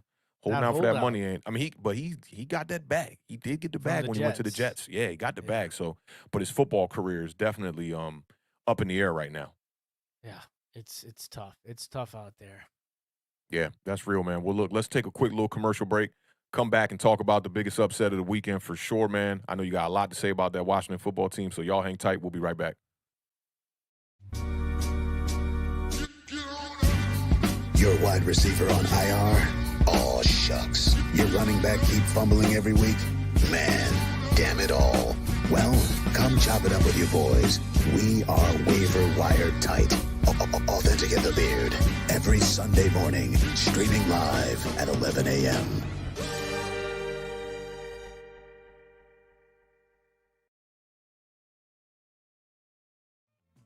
Y'all know what it is, man. The parlay every Sunday morning at 11 a.m. We're doing a new thing where we're actually betting on one lineup every week, man. That didn't fare so well this past week. Maybe I think when you got a feeling, it's a better thing than when I got a feeling, because them wide receivers, I had a feeling, but they let me way down on that one. But y'all know what it is. Make sure to pull up to the parlay every Sunday morning at 11 a.m. We'll be talking about fantasy betting, going over the games, over unders, all that good stuff, man. That's a fun show, man. Definitely like chopping it up with the fans on that one, and going over all of our fantasy lineups and almost like forming like Voltron to make the best lineups we possibly can for all of us. We've been doing pretty good this year. The Awthentik and the Beard team, man. Hey, listen. What's that, 5 straight? 6 straight now? 5 or 6 straight, bro. I listen. I got a feeling. I got a feeling about that one too. There But might be a chip. There might be a chip in our future, my friend. Yo, I hope so, man, because I spent about a good $400 on fantasy leagues this year. It'd be nice to get a little bit of bread back. That'll be nice, man. So I'm looking at that as an investment. You remember when we first talked about the year, you were like, yo, I'm trying to make a certain amount off fantasy football. Yeah. I think we might want to go back in and next season, let's do this duo Awthentik and the Beard league type thing, man. Split the payments, and I'm liking this coach though, left side, strong side vibes. Yeah, what's crazy is that we did that draft live on one of, I think it was our first or second episode this season. We drafted that team live. Yeah, we did. And it was like mayhem because we were trying to do the draft and we were doing the show at the same time. That was crazy, bro. And look at the people in the chat were like, no, take him. And we're like, I don't know. We're 10 seconds we got to salute the chat, too, because I was bringing up the board. Yeah, and the chat was like, nah, y'all should go with him. And we would just kind of weigh out all the options and make a pick on it, man. So salute to the Awthentik and the Beard family, man. We got a really good one on this fantasy team. The not just the wide receiver quarterback stack, but the wide receiver quarterback tight end stack has been killing it for us with the Baltimore Ravens this year with Mark Andrews, Hollywood Brown, and your boy Lamar Jackson, man. We've rode that 3-2 victory for sure a bunch of times. And the 2 second-year running backs in Jonathan Taylor. And I got to give DeAndre you props Swift. on that. Taylor was a no-brainer, but Swift, I was sketchy about him again. I just embedded in my mind is that drop he had his rookie season to win the game in the corner of the end zone. But, man, he's having a fantastic year this year. And when you got games like how Jonathan Taylor has been showing up this year, and then you got Swift showing up the way he is, it's just a perfect marriage, man. That team is just balling. I hope that team can take us to a chip. We mentioned Devontae Adams is on that team, too. I know. That squad is lit. Don't we got CeeDee Lamb, too? Yes, we do. That team is crazy. That team is really, really, really crazy, man. Yeah, big ups to y'all in the chat, man, and big ups to the Beard. We got to do that more often. That's like the most successful team. All my other teams, pride got in the way. Too many Giants. Hoping, just like the Giants was going into this season, man. But let's get into this Washington football game. I know you got a lot to talk about in this game. I got a couple nuggets here too. I got about a good 4-piece, man. They gave me a sweet and sour sauce. It's a little crushed up, a little bent up in the bag, but I'm gonna make it work. That happens. I hate when that happens too, bro. I definitely hate when that happens, man. So the Washington football team defeated the Tampa Bay Buccaneers 29-19 on Sunday to improve to 3-6 on the season and snap a 4-game losing streak, man. Kudos to y'all, man. Shout out to the Washington football team nation in the building one time. It was an impressive performance from Washington in every phase of the game. The defense played its most complete game of the season, despite defensive end Montez Sweat missing due to injury, had the broken jaw there, and fellow defensive end Chase Young departing in the first half with a season-ending knee injury. I believe it's a torn ACL. The offense, led by quarterback Taylor Heinicke and running back Antonio Gibson and wide receiver Terry McLaurin, iced the win with a decisive touchdown late in the fourth quarter. An all-around team win that was very necessary to keep playoff hopes alive in Washington, D.C. Shout out to the Beard one time. He told y'all Sunday morning, 11 a.m. on the parlay, he said, I got a feeling. And I had to, kind of, see what kind of feeling he was talking about. Are they going to compete? Are they going to win? And he didn't give me a clear-cut answer, but his facial expressions and his sound effects that he made told me that they were going to be in this game. And the Washington football team was definitely in this game, man. 2 turnovers early in this game. As soon as I saw them 2 turnovers, I was like, oh, man, here we go. Washington ends up getting, I want to say, y'all settled for field goals early on in this game. Both of those. For both of those, which I thought was the right decision for Ron Rivera. We know he likes to go for it on 4th down a lot. But Washington stuck with the running game, man, despite only averaging 2.8 yards per carry from Antonio Gibson. But he had 24 carries, which that is a Beard kind of game plan. He's been telling y'all he wants his team to run the rock, get back to that old school kind of gangster mentality where it don't matter if you know the play. We're going to run the ball right at you, try to stop it. 2.8 yards is not a lot per carry, but when you hammer the run like that, you're going to open up things in the passing game. And Taylor Heinicke, man, y'all know that's my guy. Taylor Heinicke, 26 of 32 on the day, 256 yards, 1 touchdown, 15 yards rushing. It's almost like, the Bucks are his Washington to Daniel Jones. It's like we own Washington, and you did tweet that. And it seems like Taylor Heinicke is the Bucks and Tom Brady's kryptonite in a certain way, even though they lost the playoff matchup in the wild card. Love what I saw out of Taylor Heinicke, man. And Terry McLaurin, man, really made those wide receiver 1 type catches in this game. 6 receptions for 59 yards, which doesn't seem like a lot on the stat box, but he made the conversion late in the game to set up that touchdown. Just big catches getting hit all day. We know Taylor Heinicke doesn't have one of the strongest arms, so he has to rely on a lot of timing for him to, put the ball in the right places. So big kudos to wide receiver Terry McLaurin, man. Did his thing. I thought he was the difference maker in this game along with Taylor Heinicke. So we are officially now calling the Beard, a.k.a. the map maker, okay? The map maker. If you guys were here on last Thursday, okay, I laid out the map, all right? I said run the ball. What'd they do? 34 They ran the ball. They ran the ball. For 94 now, what's your number? yards. Your number 35, though. But yeah, that's the total. That's the only. But I didn't give an exact number. On Thursday, but everything else I gave exact numbers for. Okay. Yeah. I also said, hey, we got a new kicker. Game over. Remember that one? Yeah, I do remember that one. Yep. Joey kicker Sly. was what, 3 for 3 on the day? 3 for 3 and 2 for 2 on extra points. Okay. Bang the 46-yarder, clutch. 46-yarder was number a 2 long. checked. Yep. Sacks and turnovers.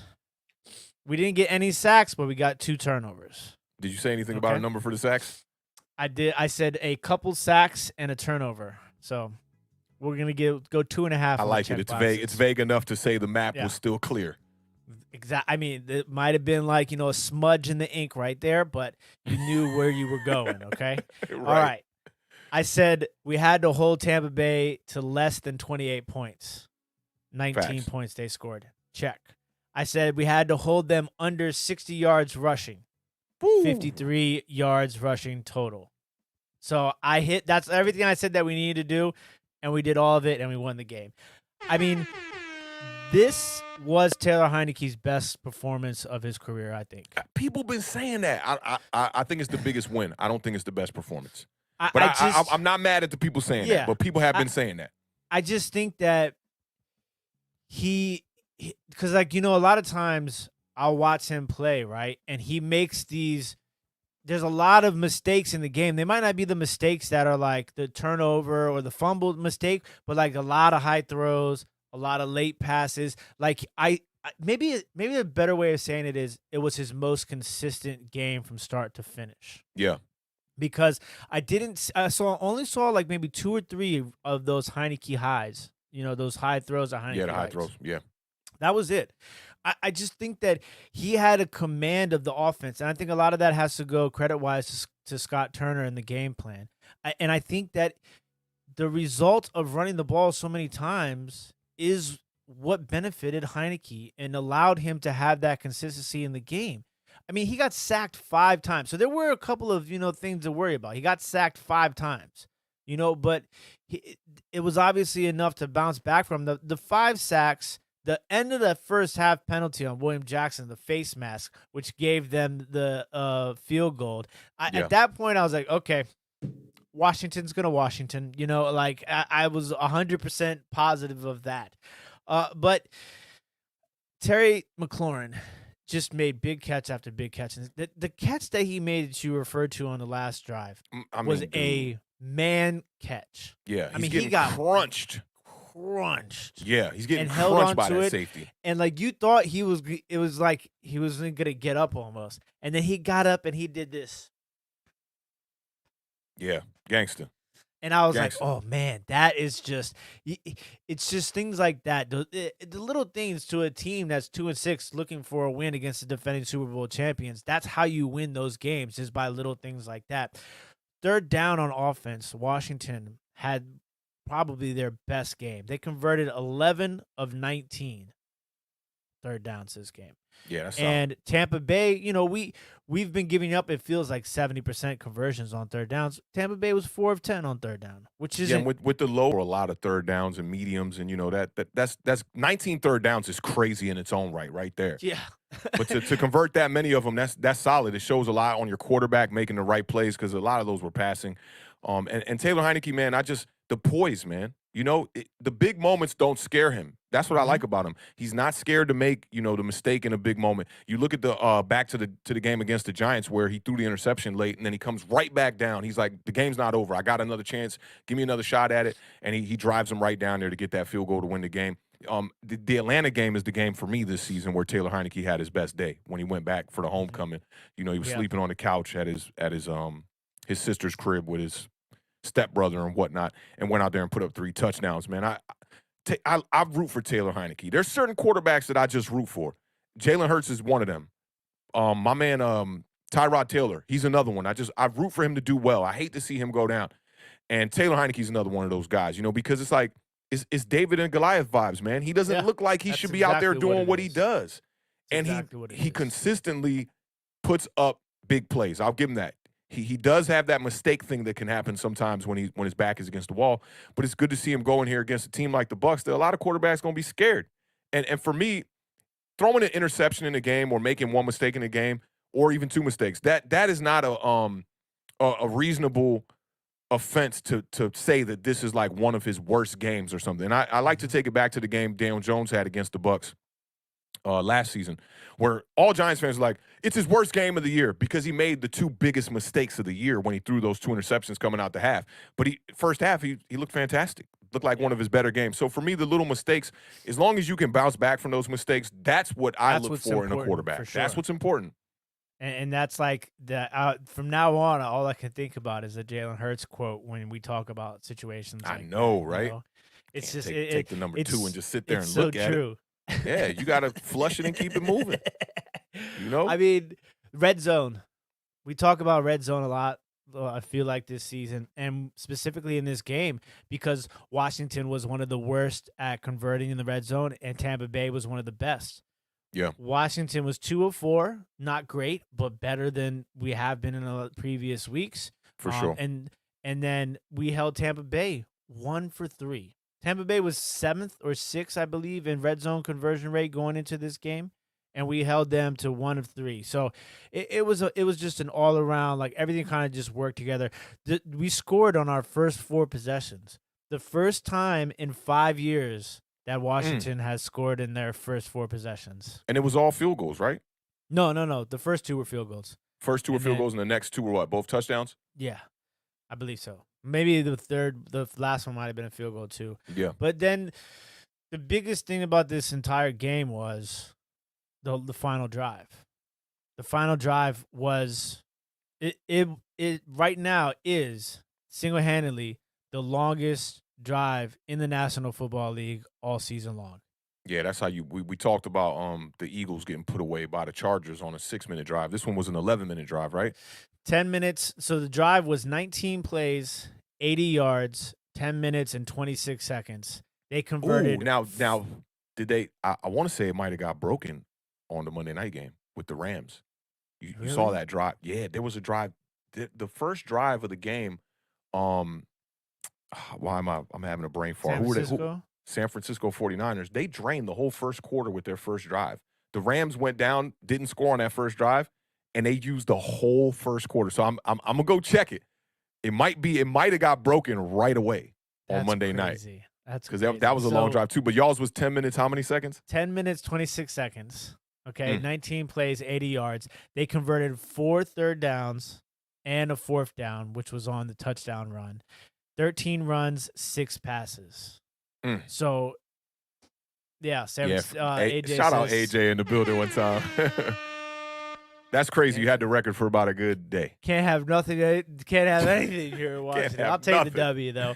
But look, I mean, that for Washington, that drive was, I mean, that's crazy. Like, I've been waiting for something like that all year long. And it just goes to show you, like, Antonio Gibson, too, like, if you watch the game, it's not necessarily like the numbers, right? 24 carries, 64 yards. You're like, oh, he was effective though. But the way he was running, it's funny because when I went back and watched the last episode, we talked about Antonio Gibson first, and I was like, limited 2 practices this week. Yeah, and he actually. You remember what I said when you said that though? Yeah. I was like, maybe they just resting him up, trying to get him right. Yeah. He looked right. Healthy. They gave him the ball like he was right, you know? And that's not an easy front to run against when we're talking Tampa Bay. And that's the other thing that's crazy is, like, you know, and against any other team, this would look a little different. But against that Tampa Bay run defense, I mean, like, let's be honest, that Tampa Bay defense, and I'll tell you what, there are some players on that Tampa. Devin White. Oh, man, he's a beast. It's so special. I don't understand how we can't find players like that. I don't get it. Like, when you see that guy, you probably have a conversation with him or a guy like Micah Parsons, and you just know, like, yo, that guy's going to be a problem for opposing offenses. We can't find those guys. You know who you guys had, and I feel like we talked about him so many times, like early in like the first season of Authentic and the Beard, Marcus Golden. Oh, man, we were just talking about him on somebody else's stream. Oh, on Big Blue in the Bronx stream. You know, he just didn't fit the scheme, but he's another guy who he has a rack of sacks this year. He had really 10 and a half sacks with the Giants, and then we got rid of him. Like, he's a player, but you got to have the right scheme. You know, you got to have somebody next to him that can stop the run. And it's interesting because a lot of these players, you know, I feel like that's always a debate, like, you know, coaching versus players. Like, you know, do you go with a scheme that's based upon the talent on your team, or do you try and force the talent on your team to fit your scheme? Like, that's like the ultimate battle, I feel like, a lot of times with these teams. I mean, look, this game was a must-win. And it's crazy because I think about us going over the schedules and being like, you know, we went over the schedule so many times throughout this season so far, and it was like, you know, we were expecting all these losses to happen for Washington, you know, Chiefs, Green Bay, Tampa Bay, you know, and to sneak away with one after losing a couple of games that I think we should have won. The Saints game. What was the other one? Saints and Broncos. Oh, Broncos, yeah. So to kind of like bounce back and get this win Chiefs was huge, you know. Mm-hmm. It's just like coming off of a bye too, And like I saw the post game locker room speech Ron Rivera gave, and then losing Chase Young and Taylor Heinicke, playing like high level of football in this game. It's just really going to be interesting to see if it translates into the next couple of weeks, because like we were talking about before we went on air today, we got 3 more games before it's all NFC East matchups. Yeah, and Carolina's a good matchup for y'all. I think y'all can beat Carolina. And then Seattle, who's just really y'all could beat them, and then Oakland. And y'all could beat them too. I mean, not saying you're going to beat them, but those are 3 games that you can at least look forward to and be like, especially after beating the Bucs, upset like that, you could look forward to those 3 games going, man, we might be able to go 2 out of 3. Yeah. And then that stretch, man, that first, I don't know if we play the Eagles first or if we play the Cowboys first. But we play those back to back ones. We could take a little peek one time. That first Dallas game. So it is Dallas. Dallas, first. Then Eagles, then Dallas, then Eagles, then Giants. And it's home Dallas game. And Seattle's Monday night. We should go to that. We should go to that. That'd be a good game to be at. Man, those tickets for the Tampa Bay game were crazy, apparently. What were they looking like, in the 90 range, I imagine, for nosebleeds? That's fine. 90 for nosebleeds? Oh, man. It's awful. Them tickets get down to about $20 sometimes in the nosebleed. Yeah. I could never sit up there again. I'm sorry. Yeah, I can't sit up there. The end zone is the vibe, man. You pay a good $100, get yourself in the end zone. It's a good seat. Yeah, but, I mean, that's going to be – we got that Seattle Monday night game, man. It's going to be but the Carolina first, one game at a time. Carolina, Ron Rivera, Cam Newton. It's going to be Taylor Heinicke. I mean, there's going to be a lot. Listen, make sure you guys are here Thursday night at 7 o'clock p.m. Eastern Standard Time, because that's going to be one. That's going to be one for sure. I mean, it's going to be very interesting how the rest of the season plays out. I just look at that schedule, that bottom row. Yeah, and I can't stand the schedule makers. Why would they do that? Why would they do that? It just doesn't make any sense. We haven't played Philadelphia this whole year yet. Y'all haven't played Dallas or Philly yet, which is why? Who's doing this? Like, we literally played you guys the second game of the season, and then we don't play another divisional opponent until the second game in December. Yeah, the last third of the year. Yeah, it's really crazy. So right now y'all are sitting on 3 wins, correct? Yep, 3-6. You guys are 3-6 also. We're 3-6 as well too. So let's say y'all win. Let's just say y'all won 2 of your next 3. Right? You'd be sitting at 5 and 6. Before I forget, Philly's 4-5, right? Yep, Philly's 4-5 now. Wow. And Philly, to me, I'll be realistic with you right now. Philadelphia looks like a better team to me than Washington and New York at the moment. I don't know about with New York once we get healthy. That's going to be the real question mark. And I do think that the separation between Philly and Washington is a little bit more narrow than it is for the Giants right now. Because with the Giants banged up with no offensive line and, no wide receivers out there, we look like the worst offense in the NFC East. I mean, that's just what it is. I'm going to just keep it real. And I forget, Double Easy, man. Double Easy sent me some stuff on my Twitter, bro, that like I almost have to pull up right now. What is this about Week 15? I don't understand that. I just now noticed that. What is it? You don't know if the game is on Saturday or Sunday yet. Oh, so it's a flexible game. Week 15. That's crazy. Against Dallas? Is that Dallas? Oh, no, that's against the Eagles. No, it's the Eagles. I never noticed that until Monique I didn't notice just that said either. Something. Yeah. That's interesting. I wonder what's going to happen there. Maybe it's the does the NFL do Saturday games towards the end of the year again? I remember they used to do that. Maybe that's what it is. They're going to pick the Saturday games, like which ones get flexed to Saturday or not. Monique says, is it time to start overreacting about the Eagles? Yeah, totally. I mean, me and you both had them picked for 5 wins. Yeah. It's looking like they're gonna get up to around 7 or 8 wins at least. But speaking about the Giants having like the worst offense in the NFC East right now, Double Easy sent me something to my DM in Twitter. I hope he's not upset with me sharing this. It's just statistics. You can't get mad at the messenger, right? Daniel Jones in 2021, he's 25th in completion percentage, 25th in passing yards, 25th in touchdown passes, 26th in yards per attempt, 24th in passer rating, 25th in QB rating, 25th in DVOA, 23rd in EPA. Like, dog, that goes to show you where the Giants offense has been, the first almost, I guess, 2/3 of the season here, man. This offense has looked awful. Yeah, we'll see though. Got a good bye week. Let's see. Listen, a bye week and a Monday game. That's a nice little stretch of time for a battered team. Yeah, I mean, we're coming off a W, so that definitely helps us out. Saquon back will definitely help us out, but for me, there's just no identity. Like with Washington, I know how to get the win with y'all. I know how to get the win. So you need me to make a map. We need a map for the New York Giants. We need a map. Okay. I hate to say this. The map kind of looks like what Jason Garrett did against the Raiders. And that's gonna keep Daniel Jones down at the bottom of the league as far as passing statistics go. But if it comes out with a W, you don't care, right? I don't care. Exactly. Yeah, as long as we get wins, I don't care. I mean, listen, they don't got to be flashy and pretty wins. These people on Twitter are already talking about what we're doing for quarterbacks next year. I'm like, man, we just beat Tampa Bay, and y'all. But y'all are 3-6, bro. Yeah, but still, man. There's a reality of 3-6, and that I tweeted out like last week before the Raiders game. This is that pivotal point in the season where fans go one way or the other. There's that fork in the road, and you can't go straight.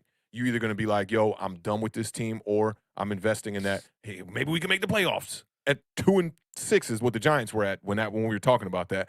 Now we're sitting at 3-6. Y'all were just sitting at 2-6, bro. So like to be talking playoffs is kind of crazy. It is, but when you look at the NFC conference, it's interesting. I think I wish I could find it. Marjorie had it up here somewhere.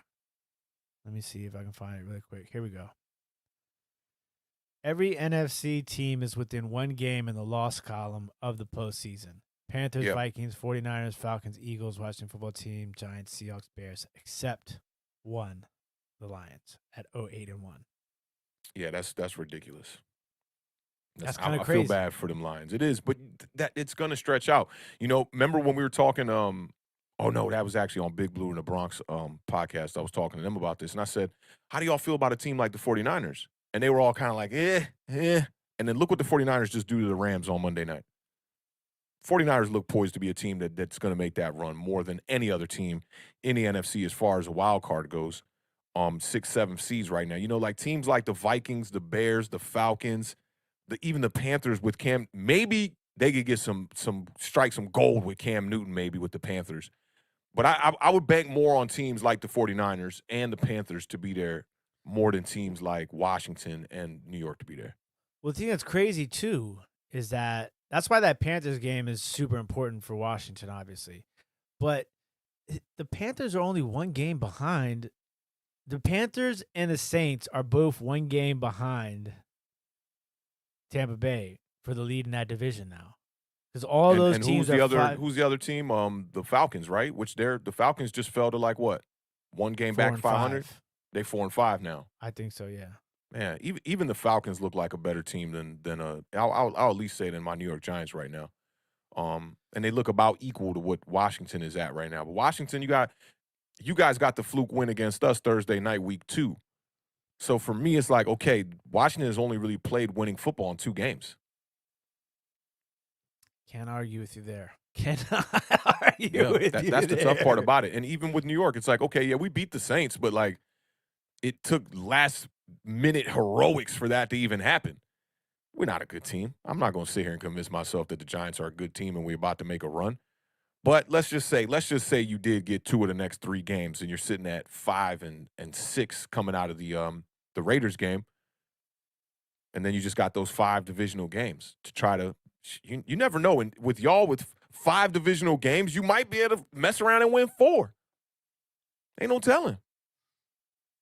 I wouldn't bank on it. I think the Eagles could sweep Washington. I think the Eagles could sweep New York too. I mean, to be perfectly honest, we could lose the rest of the games for the rest of the season. I mean, that's Yeah. not like Yeah, it's not out of the realm impossible. of possibility. I You would know I what I'm would make a saying? bet on that though that it wouldn't happen. I Yeah. would make a I bet mean, on that. Y'all gonna beat I somebody. I mean, I'm just trying to, think about it because now it's like, okay, in reality is like you're such on the fringe, right? So that's why like the next couple of weeks are so important because Most then it'll important be part of y'all easier. schedule. It'll be easier for me to sway one way or another.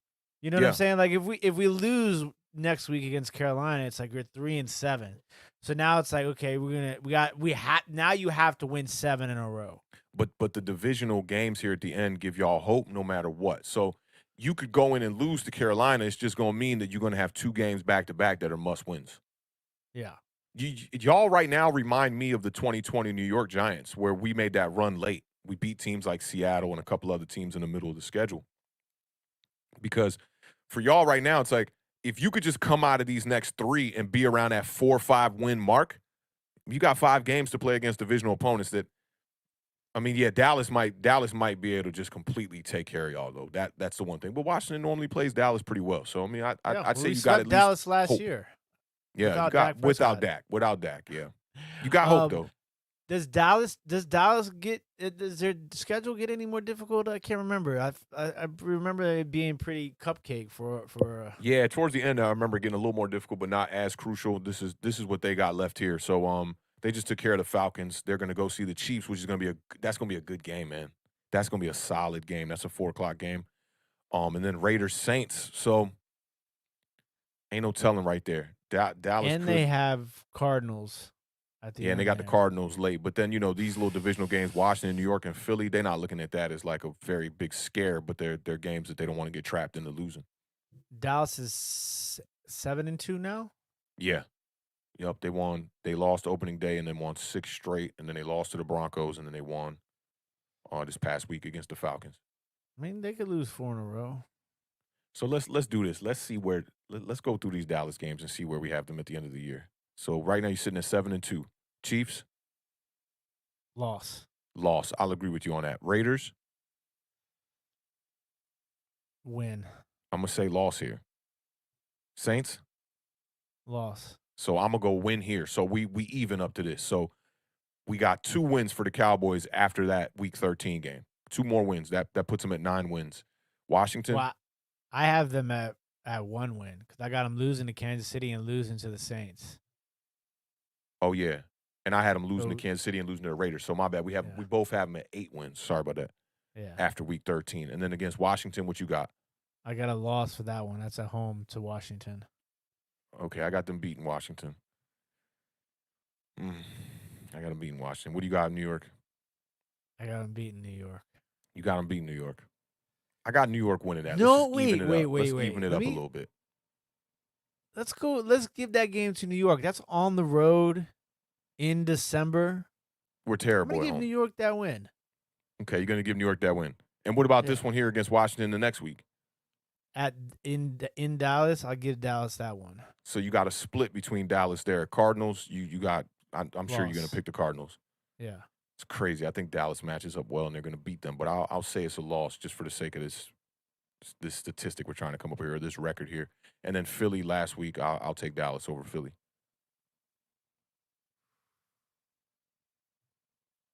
I'm gonna take Philly. 5. So so I got 5 more wins. You got 4 more wins on top of their 7. So dang, if Dallas get to 12 wins, bro, that's gonna break my heart. You got them getting to 11 wins. So yeah, that's gonna be a division winner right there. Some of the games that are up in the air, I think, is definitely the Cardinals, definitely the Eagles. Both the Washington games too, man. 12-5. Yeah, that's how I got it right there. She had the loss to the Chiefs, a win against the Raiders, and a win against the Saints, though. A win against Washington, a win against New York, a win against Washington, a loss against the Cardinals, and a loss against the Eagles. Yeah, so the only thing me and Monique got swapped is the Raiders game. I got the Raiders beating them. But they're not going to lose. The thing about the Cowboys is they're not going to lose a lot of back-to-back games, I don't think. They're good at adjusting so far this season. So if they lose to the Chiefs, it's going to be hard to see them losing against the Raiders. The thing that's crazy is like their schedule is perfectly set up for that.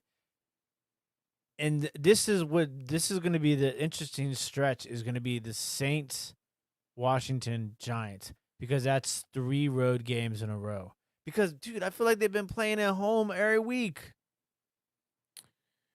Yeah, they definitely been playing at home a lot. I mean, the one thing about the Cowboys is they're probably the one team in the NFL that I could say this about too. Like, we thought they were going to be good, but they're better than we thought they were going to be. Because in the beginning of the year, this stretch with the Kansas City Chiefs, the Raiders, the Saints, I would have had them maybe losing all those games. Knowing Dak Prescott's coming back healthy and knowing they were going to be a good team, I just thought those teams would be better than the Cowboys would be.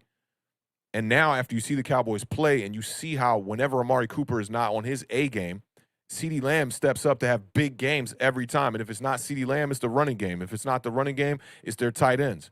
If it's not that, it's their defense. Like, they really have a well-rounded team, and I think the defense is probably the number one reason why they're a lot better than we thought they were going to be, even though we thought they were going to be good. I got them getting to at least 11 wins. There's not a lot of teams left on. I'm trying to think about teams that can beat them like how the Broncos beat them. Yeah. I mean, Kansas City can beat them a different way. Oakland's the not Raiders gonna, are that team. The Raiders are the team that can beat them like the Broncos did. They don't got enough defense, but they can surprise them, I feel like. But the run here's game, the thing. though, They got great pass rush. The Raiders got a great pass rush. It's going to force the Cowboys to run the ball, which is what the Giants did against the Raiders. And the Raiders are 29th ranked run rush defense in the league right now. So I don't see them having a lot of success stopping Ezekiel Elliott and Tony Pollard. But with what they have with offensive power, they could keep Dak Prescott on the sidelines. Jacobs would have to have a really good game. I like the Saints matchup more so. I think the Saints Quarterback's the problem with the Saints though, but they could stop the run. That they could be another one of those Broncos vibes. Because we don't look at Teddy Bridgewater and go, he about to light the Cowboys up. But when they start stopping the run, and you have your offense out there struggling. If you're the Cowboys, then that Broncos game pans out the exact way that the Beard wrote the map. It's gonna be so I do think Saints could do it. These next 3 weeks are so pivotal for Dallas and for the Washington football team. The next 3 weeks are going to tell y'all what y'all going to do. If Dallas comes out of this stretch 3-0, 2-1, Dallas is going to probably be a team that's going to make it deep into the playoffs. Yeah, that's gonna that I'm excited to see that game though. Chiefs Cowboys, especially after the Chiefs kind of looked a little bit more like the Chiefs of recent years in this. That past matchup against the Raiders, they definitely took care of business. They dogged the Raiders on that one. Let me take a look at the Giants' schedule one time too. So we got the Bucks, and then we got Eagles, Dolphins, Chargers, and that's same thing. Our stretch is right there. I told y'all last episode that Chargers game is going to have to be the game that the Giants surprise if we want to make any kind of a run. I don't think it's going to happen against the Bucks, but I'm praying it happens against the Bucks because then I think if you win against the Bucks, you could take an L to the Chargers, but you got to win out all the other games you're expected to win, and you'll probably have to beat the Cowboys. I won't even say expected to win because we ain't expected to sweep the Eagles at this point in time. For sure, we have to beat the Eagles both times, though. Yeah, I mean, the good thing is with you guys have that Bears and Dolphins game sprinkled in there. Yeah, those are two games we should be able to win. Better now. But the Giants, where they messed up, they didn't handle business early on. You needed to get a win in the first 3 weeks. Yeah, it's always been like that for the Giants, man, the past couple of years. I saw Kevin put a stat that in the past 3 years, this is y'all best start record-wise for Washington. It's possible. I think it says since 2018. I might be wrong. But both our teams got that slow start. Y'all were lucky enough to get that win against us week 2, which that definitely helps y'all out. But like the Giants starting off 0-3, thank God we beat the Saints because that was a surprise win. I didn't have us beating the Saints. So that gives us 1 right there. Let me see what. Oh, and I had us beating the Panthers too. Yo, our schedule is panning out very similar to how I called it that first episode. The Raiders, I didn't think we were going to beat the Raiders. We beat the Raiders. We beat I picked Carolina, and I picked us to beat the Falcons, and I picked us to beat y'all this first game but lose the last game, so that's going to have to flip. But a lot of the matchups have been pretty spot on. Now we got to get those surprise wins. If we get a surprise win against the Bucs on Monday night, that'd be amazing. But they just lost 2 weeks in a row, and the bye in between, I can't see it, man. I don't know how we're gonna stop Leonard Fournette. That's where it's gonna start. I don't know how we're gonna stop Leonard Fournette. And then it's going to open up things for the passing game down the field. But y'all did a fantastic job on Sunday against them. And the early start in the game was so pivotal to the win for Washington. That's the kind of way you got to beat them. You see how, like, the difference in like a start like that against a team that's, like, really good, Yeah. and the start like Atlanta against a team Dallas. that's really good. Yeah, you put yourself in that hole in the second quarter. You're not making your way out. You're not. No. You're not. You want to get that 14-point lead, 17-point lead at least. Even a 10-point lead is not safe with a good team like the Bucs or with a good team like the Cowboys. So I'm looking forward to the matchup, man, because I just want more. Even though I've already had my evaluation of Daniel Jones at quarterback, I just want to see if he can live up to it for the second half of the season and get to where I think he should be. That's crazy to remember. Cowboys were 2-7. Washington was 2-7. And the Giants were 3-7. Eagles were leading the division. Wow. Crazy. Like, now when you look at that at 2-7, to think about we went 7-2. No, I'm tripping. We went 5-2 in the back half, yeah. Yeah. And that Alex Smith coming back got y'all a lot of victories. Even though he wasn't playing great football, he did get y'all a lot of victories playing quarterback. And sometimes this like how I was telling you, bro. I was looking back at the 2018 tape because I was just looking at every Odell Beckham game, and I was looking at the 2018 tape with Eli Manning. Oh, he's far superior to what Daniel Jones is right now, even in 2018 when Eli was looking washed. So to have a quarterback leading your offense, even though he can't put up numbers like he once did, but just to have the experience as a leader and know where to put people, man, like that can't be overlooked. That cannot be overlooked. And I think with the Giants, we're suffering with a lot of that. Like, Eli Manning's not going to see that fade route that Daniel Jones had 2 weeks ago that he didn't throw to Colin Johnson. Eli Manning's going to see that. He's going to put it up there for his guy to get the ball. And those are the kind of things I think that are still, a question mark for Daniel Jones right now is like the leadership pre-snap. Like, you just don't see it that much. But I do see that he has a better command of the offense now. You do see him making audibles at the line. So you got to commend the growth a little bit. But I know what Daniel Jones is, but I want to see if he can live up to the quarterback that I know he is right now, which is, he should be playing at a bit of an above average level of football. And right now he's playing average or maybe below average football, playing that kind of football that's like, oh, I don't want to turn the ball over, but I'm also not going to take the big risk to get the win. Gonna have to take some risk, I think, here down the stretch, in order to win some of these games. I really think that Saquon is somehow, some way, it's gonna come down to Saquon in the next couple of weeks here. Yeah, and hopefully, we're getting Andrew Thomas back at the same time. And our offensive line has figured out a way to, at least against a team like the Raiders, granted they're down at the bottom of the league in rush defense, we found a way to run the rock against them, and Booker had his best game of the year. So maybe with Saquon back and what they know Booker can do now, they have a better idea of, the manuscript of how to utilize him. Yeah. And that's what I've been talking about all year, man. Like, we had Saquon Barkley healthy, and you didn't see Booker getting on the field that much, which to me, that's a mistake right there from the offensive game plan, the whole philosophy. Your running back, too, has got to be a pivotal part in this offense, even when Saquon Barkley is healthy. Indeed. It's going to be a stretch, man. It's going to be a stretch here. I'm looking forward to it, man. We got some previews coming up on Thursday that are going to be they're pivotal picks here, man. Like, our teams need some W's right now. I think with the Giants, that Monday night one is looking like the most uphill climb for any team. And I think for you guys going up against the Carolina Panthers, you should be able to beat them. You should be able to compete. I won't say you should be able to beat them. You should be able to compete in that game and have a chance to win it. It's just, there's going to be so many emotions in that game. Yeah. Cam Newton. Yeah. Ron Rivera. It's a lot going on there. Kyle Allen in the mix, possibly. You never know what quarterback could get knocked out of the game. I don't want to put no juju on my man Taylor Heinicke. Don't forget, Taylor Heinicke played in Carolina, too. He did, too. Yep. He did, too, man. And we also got to see what the impact of no Chase Young is going to do to that defensive line for the rest of the year, too.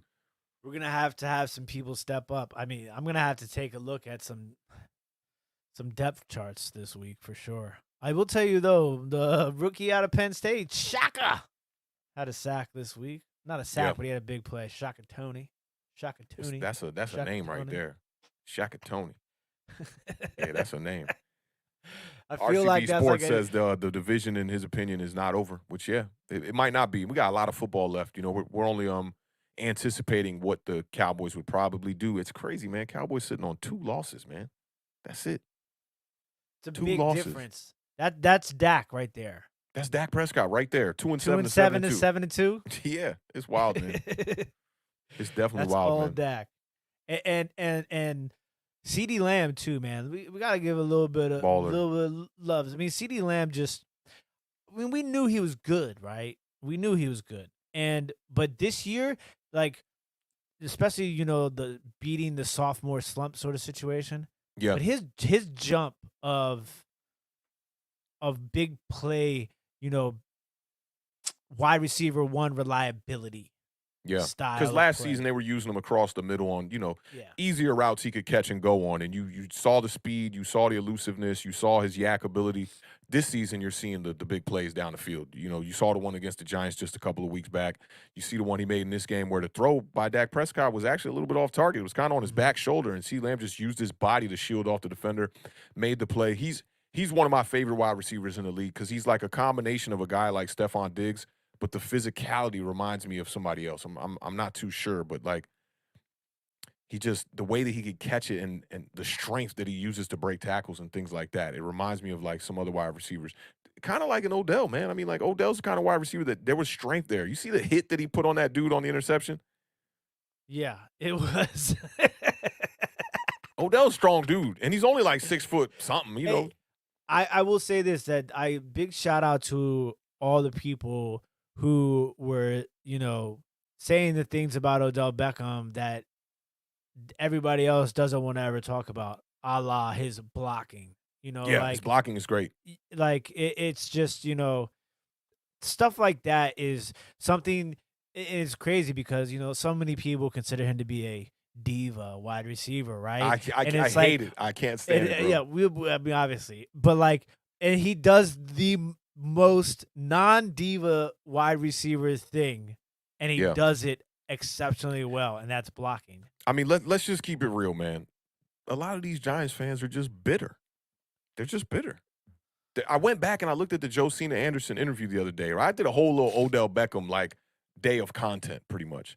And I was like, let me go back to the Josina Anderson video and see, one, how he was set up, right, in the interview to say what he said. And two, what did he even say? They asked him about Eli Manning. Josina Anderson in that interview asked him a multitude of things about why the offense was not clicking. The Giants team was sitting at 2-3 that year. We had only had 3 throws of over 15 yards the whole season in those 5 games. So we were still struggling to throw the ball down the field back then when we didn't have Jason Garrett, Giants fans, just so y'all know. And Odell Beckham was frustrated about that. He was saying that the team was limiting his capabilities to do what he could do to help this team win. Josina Anderson asked him like 3 and 4 times, so what's the issue? What's the issue? Both, I'd say the first 2 or 3 times he answered the question, he leaned it towards the culture. He talked about the culture, people in there. He even said about how, like, there's no camaraderie really in the locker room because a lot of these guys have lives outside of football where they got to go home to their families and take care of business. So these players are not hanging out after the games.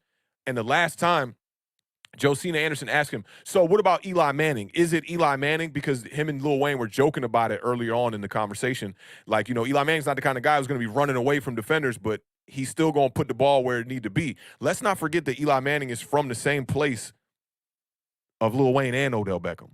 Okay, so they all represent the same area, and I've got that vibe from that interview.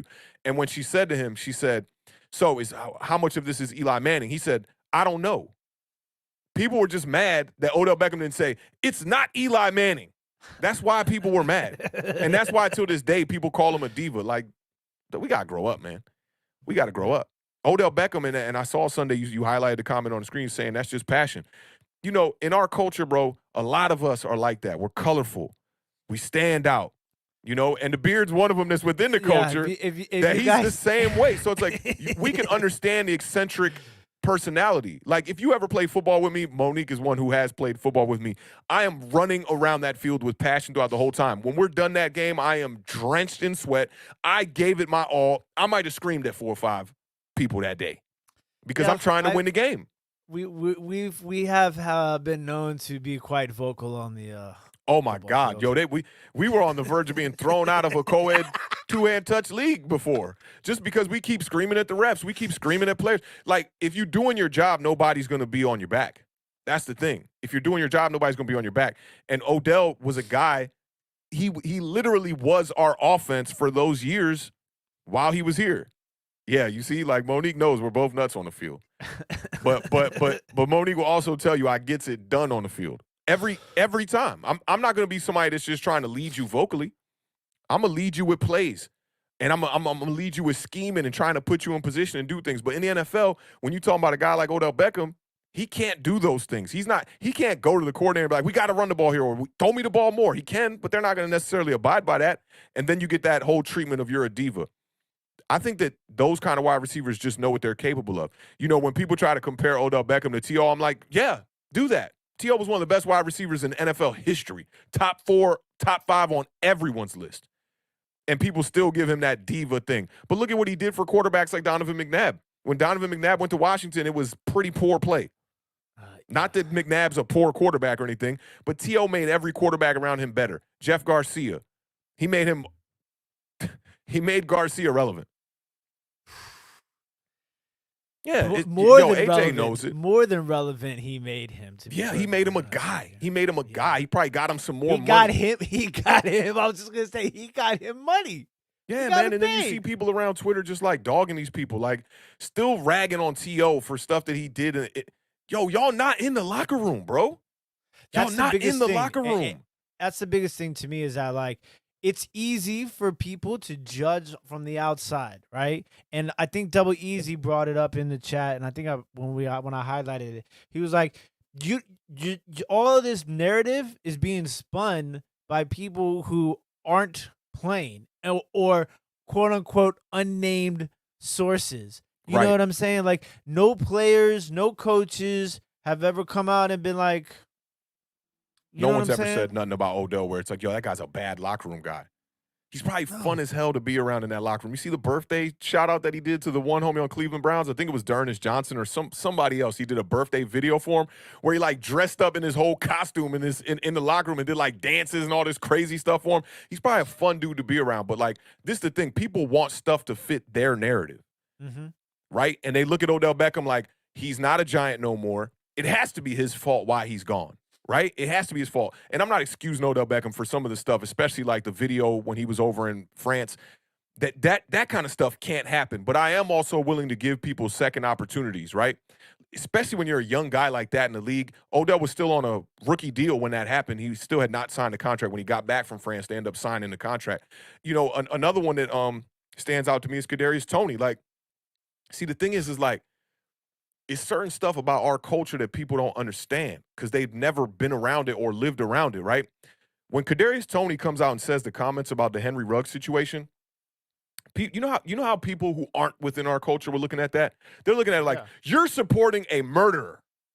That's what people looking at it like. Yeah. Right? And Henry Ruggs, he was driving in his Corvette 150 miles per hour, but I don't know if y'all got a chance to see the TMZ videos that came out this week of when he was on site when that happened. Didn't look like a murderer to me. Right? And then you got this Rittenhouse kid over here about to maybe not do no time who literally walked out of his house, crossed state lines with an AK and murked 2 people, right? But now we're looking at Henry Ruggs crazy. Yeah, what Henry Ruggs did is it was a fatal mistake because it cost somebody's life and it cost somebody's pet their life as well. So you got 2 casualties in this situation, and it's not good. I'm not sitting here going to try to cover up anything Henry Ruggs did, but he was remorseful right on the scene, crying with his head down, barely conscious there too. While the car is engulfed in flames, bro. And Kadarius Toney comes out and says, yo, give him a pass, bro. Give that man a pass. You think he don't know what he did is wrong? Yeah. It's not like this dude walked out of his house with a pistol and murked somebody, right? So we got to look at the justice system is screwed in its own way to begin with. But like when you see a guy like trying to, everybody deserves that chance, man. Henry Ruggs he's barely what, 23 years old? I don't even think he might not even young. be that old. And I'll speak from experience. Like the man I am today is not the man I was 10 years ago, 15 years ago. It's no way. I did crazy things. Yeah. I used to party and get behind the wheel too when I was in my young years. I did that a number of times, right? And there's no excuse for that. But at the end of the day, like you could tell that the people who don't understand what Kadarius Toney was saying, they not within the culture. They have no gauge on the culture that happens where these players come from at all. But what do they expect? They expect these players to come in and abide by the rules of their culture immediately without seeing how it feels to wear that other person's shoes. So I know what Kadarius Toney was trying to say. Forget trying to say. I know what he said. Exactly. I know what he said. He was like, yo, dog, get that man a pass. Let that man live. He about to deal with the most serious thing he's ever dealt with in his life. He probably feels like he want to take his own life right now. And it's almost like with people don't realize that, just because you don't directly say something like, oh my God, somebody died, like that's not you saying that you're not acknowledging the fact that those people died. And like that's what people like when I saw like the comments on like when his response, I was just like he didn't say anything. There was nothing in which you're responding that he said or is saying. It came out of his mouth or it came out of his fingers. You think that he doesn't know that? Like, see, and then they use it as bait to attack the person's character even more after that. Because what I saw with the Kadarius Toney thing in the media and from fans on Twitter was, look at this guy. Does he look like the smartest guy? Look at the spelling in his tweets and look at how the grammar of his tweets. Dog, y'all just don't understand where that dude comes from. That's all it is. I had somebody tweet me, when I tweet Odell Beckham stuff, I make it a point to hashtag the Giants or hashtag OBJ because there's a lot of people that just go around that look for those hashtags to just go through and hate. And I ran across this one dude, right? And I like to do this a lot when I get a new person into my bubble of Twitter or whatever you want to call it, into my network, saying something about one of my opinions that don't follow me. I go to their page and I go see their recent tweets and replies to just see what kind of narrative they're trying to push. Because most of the time, people going to stand on the narrative they want to push. And this one dude, literally just going through Twitter, people he don't follow and people that don't follow him, he only had like 30 followers, and just trying to chime in his opinion about Odell Beckham like he's on a campaign run to just bash Odell Beckham. And this is what he said to me. And I'm just like, I don't like blocking people too much because I like people to see, like if you want to follow me, like I had an instance on Twitter this past week where homie's like unfollowing me, but he's still following me and following my tweets, right? And still responding to stuff. I'm like, bro, if you want to unfollow me. But at the same time, if you want to unfollow me just so it look cool to you, but then you still want to look at my stuff, I'm totally for it. And homie goes, it shows what kind of education you have supporting somebody like this. And he put the gif of Odell Beckham doing the dog peeing joint when he scored the touchdown. I'm thinking to myself, Beard, I'm like, what does that have anything to do with education? And he talked about he didn't attack just my education. He said, it goes to show the education of the household that you were raised in. So now, not only are you questioning my intellect, you questioning the intellect of the person who raised me. All from one tweet that just says, I'm rooting for OBJ tonight. You really got to just think where these people, what kind of mentality they have, and also what went on in the households that they were raised in. More importantly, because I come from a very wholesome home. We weren't taught to not like people because of who they root for, or taught to not mess with people because of the color of their skin, or because they got a colorful personality, or because they're passionate about something. You ever notice when a lot of people come off as crazy is when they're most passionate about something? Yep. You see somebody who's like going OD passionate about something and go, you're crazy. Which that Dave Chappelle already told people it's the worst way to try to label somebody, because look, and I'm glad I'm about to get to work on a piece of content for the mental health community, because it's something that we overlook.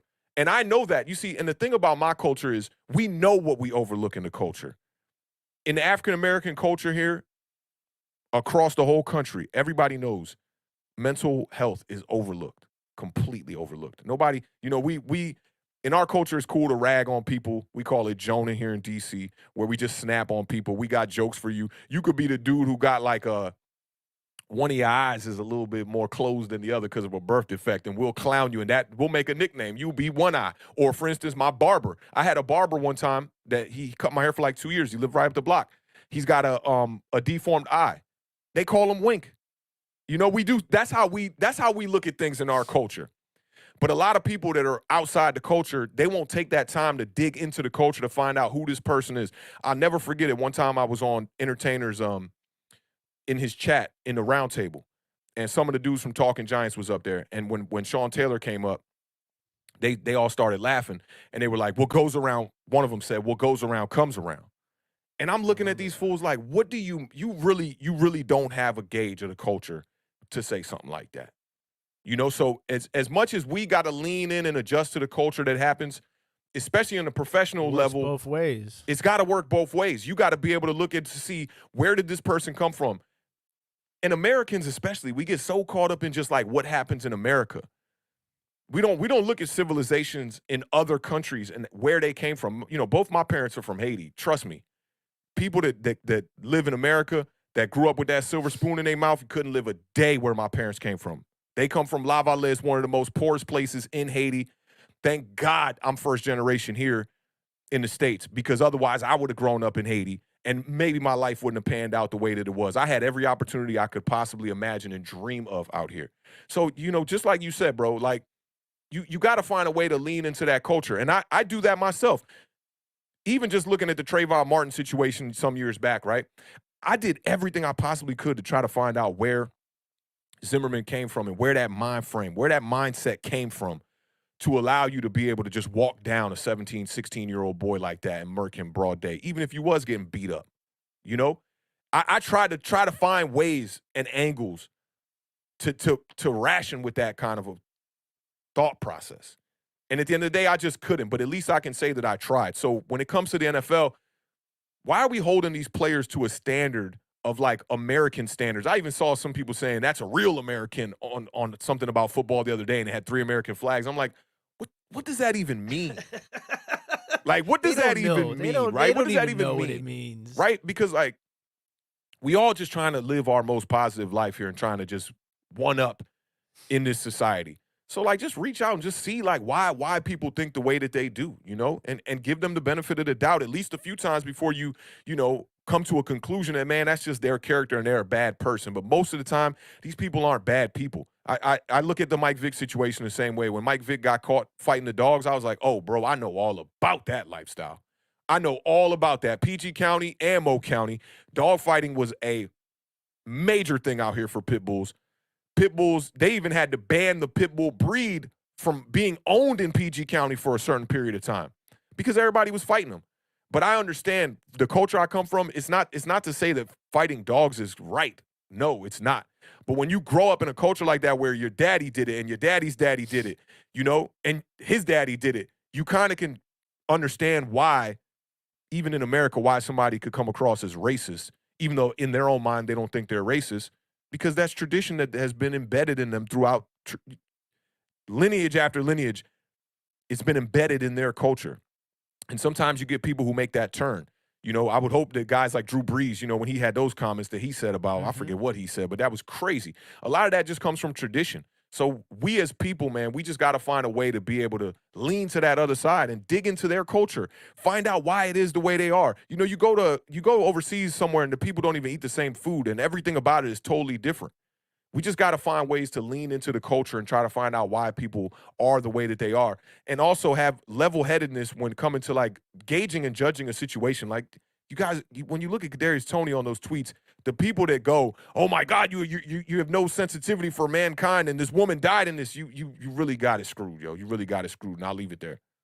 Yeah, for me, just, you know, to kind of like top on all of that is just that it's very easy. I mean, as cliche as it sounds, it's very easy for people to forget that these athletes are humans first and foremost. Yeah. And it's like, you know, they want them to only play sports. Like, you know, they tell LeBron, shut up, dribble a basketball. Right, and people agree with that, which is crazy. But then it's like then you feel like you have the ability to judge them and the person that they are outside of just the football field and their culture, but they are not allowed to say anything in return. You just want them to play sports. It's just And like the hypocrisy of so, it. The it's people who such a- say it's so the people who would tell LeBron James shut up and dribble a basketball, let him not be in the community being an activist. yeah. Let him not be out here doing stuff for the kids. Let him be out here acting like Charles Barkley. They will crucify that man. Mm-hmm. They will crucify that man. So it's hypocritical to think like that. You got to find balance in all of it. They're basketball players. LeBron James has been dribbling a basketball for his whole entire life. So if he goes on Twitter and says one comment that gets up underneath your feathers, you should give him the benefit of the doubt. He's not a linguist or a literature major. You know, it's LeBron James. He dribbles a damn basketball. He's the best at doing that. Give him the opportunity to be able to grow. They're young men. You know, you got 35-plus-year-old people judging 20-year-olds about the mistakes they made in their life. They sitting on their couch not doing jack. Yeah. That's Come the on, thing. bro. It's wild, and I think to bring everything full circle, you know, you don't have to. Why do people feel the need to root against somebody like Odell Beckham? You know what I'm saying? Like, No clue. he's not playing for the Cowboys right now. I mean, the Washington and the Giants aren't facing the Rams, and he's on the opposite side. You know, you guys already played the Rams. It's like, Yeah. it's okay to wish somebody success. Like, how many times does a player leave a team, whether it be a trade or free agency or a release? And, you know, the natural reaction for me is to wish that person good luck and to thank them for what they did as a member of our team. Which is, you know, a lot of Giants fans have convinced themselves that Odell Beckham did nothing for the Giants. You know why? Because there's no Super Bowl ring attached to it. There's no playoff win attached to it. But I mean, for he was me, traded away in his prime pretty much. yeah. For me, I mean, those are some of my best. Those are some of my best New York Giants years when Odell Beckham was here. It was exciting. It was electric football, man. You just didn't know what you were going to get every Sunday from that dude, man. And I went back and I looked at – there's a documentary I suggest if you are an Odell Beckham fan. It's on YouTube, and it's just called The Story of Odell Beckham. It's everything leading up to the trade to Cleveland. Dog, I forgot how much he did. I forgot. They was targeting that man like 13, 14 times, coming up with 11 catches. He was basically on top of the National Football League, not just on the field, but off the field. Yeah. Like, he was everything. Yeah, I saw somebody say today too, Odell Beckham, he did nothing after the catch. The catch was the first year. Yeah. It's the first year. Odell Beckham went on to put up 35 touchdowns for the Giants in 3 seasons, man. One of the fastest to 5,000. Like, just a baller, man. But, I won't harp on that too much, but it's just it's interesting to see. But that's the thing. Gary Vee got a great quote about this, about the internet, where people be like, the internet changed us. And Gary Vee always says, nah, the internet didn't change us. It just exposed us. And it shows who we are. Just go to the YouTube comments on some of these posts that are controversial and just go look through the comments and see what people saying. I can't. People living some foul lives to be able to, misery does love company. I know that. Misery definitely loves company. And to the point where you can't wish somebody well after they leave your team, which is nuts. Remember how I used to always tell you that because that last year Eli Manning's career was like up in the air. I was like, if they trade Eli Manning to Washington, I'm going to be a Washington fan for that year. That's how much I get down with Eli Manning. That's how much he's done for our franchise. And Odell Beckham was a big part of that for that second half where Eli he didn't win no Super Bowls, but a lot of those games were just exciting. So for Odell, I told you I was going to get a jersey, of Odell if he went to the Patriots, because I loved him. I liked them red Patriots. Them throwbacks, I thought them Jones was fire. But them Rams jerseys look like a bad pair of bootleg Jordans, man. The patent leather. I keep telling. I was telling Josie the other night, I was like, I just can't. It's not a true white, first of all. It's like an off-white, gray white. Eggshell white. It's like you washed your white shirt with a black shirt, and it changed color. And the patent and leather then the is just numbers, not I don't know if it's patent leather, rubber, like it's kind of rubbery. Yeah. Pleather. Ooh, they got to do something with those. It looks like a FUBU South Pole jersey from Cavalier. It does. Inside Them joints Wheaton are Plaza. bad, yo. Them joints are bad, man. Like I would much prefer them go back to the OG ones. Jim Everett, Eric Dickerson vibes. With the Rams here, the bright blue ones were dope. The white ones were dope too. Which these ones are a playoff. Those trying to make them look a little bit more modern. But listen. A message to all the NFL teams out here designing the jerseys. Look at these two college teams. You know what two college teams I'm about to say? Notre Dame, Michigan. I like Michigan's colors, but their uniforms are kind of whack. So you strike two, you're out. All right. The Oregon Ducks. That's Nike. Love them uniforms. They always switch them up. I can't believe they have can't get the other one. They have like 14 different uniforms. Who else got like 14 uniforms in college? Terps, baby. Oh yeah. Terps got them every fight. They had those mirrored silver helmets that one week. Yeah. Black jerseys. They be looking like they about to go out there and do damage, and they don't do too much damage as of late. No, I do want to report our good friend Frank the Tank appears to have made it back to Maryland safe and sound after his recent visit to his alma mater, Michigan State. That's what's up. That's what's weekend. up. So I was shout out to Frank the Tank. A little concerned, when Frank the Tank goes on the road and goes back to East Lansing, but he made it back. I still got to go check him out. I was talking to Fats, and Fats was like, "Yeah, man, Frank been telling me, man, every week he invites you, but Frank didn't invite me every week. He did invite me like 2 weeks ago, though. Formal text when you coming by. So I'm gonna pull up on y'all. Not this week because the Giants got the Monday nighter. So I'll pull up next week. Yeah. Shout out to the homie Corey on the warpath in the building. What's up, fam? OBX picker. A bunch of people popped in towards the end. So shout out to good 220 on him, man. I told myself today was gonna be a short stream because we only had the 3 games to really go over, but that always happens. We get the best conversations when there's not much football to talk about within the NFC East, to be honest. Yeah. So, but I mean, look, it was a great weekend, man, and I really think this Thursday is going to be an interesting one. I gotta listen. You guys are putting a lot of pressure on me because I saw everybody wants me to make the map for the Giants now. So we need the map. I mean, I made a map for the Broncos. I made a map for Washington. Who's going to get the map this week? That's going to be the big question. Hey, I hope we get the map, bro, because the Giants going to need it against them Bucks, man. They took them 2 L's. They about to be very angry. Very angry. And that game's at home. They about to come into MetLife and try to destroy them Giants, bro. So hopefully you can we got 2 days before we can get the map made.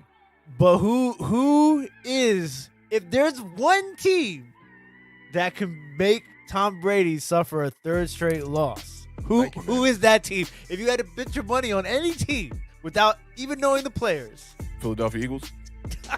Nah, I'm just playing. Y'all know what it is. Giants Nation in the building, man. You know what it is. Eli Manning, 2-time Super Bowl MVP, taking care of your boy Tom Brady, the GOAT's dad. Yeah. What do they call a father goat? Is there a name for that? I don't think so. No. Oh, man. Yo, shout out to all 40 plus of y'all still in the building, man. Y'all know what it is. Awthentik in the beard. If you're new here, hit that subscribe button. We do content 4 days a week. Mondays, we've been doing a Giant Overreaction. Didn't have one this week because of the bye. Tuesdays, we do the recap of Sunday's games. Thursdays, we do the previews. And Sunday morning at 11 a.m., we do the Parlay, which is one of my favorite shows. Y'all make sure to pull up if you got any fantasy questions, anything like that.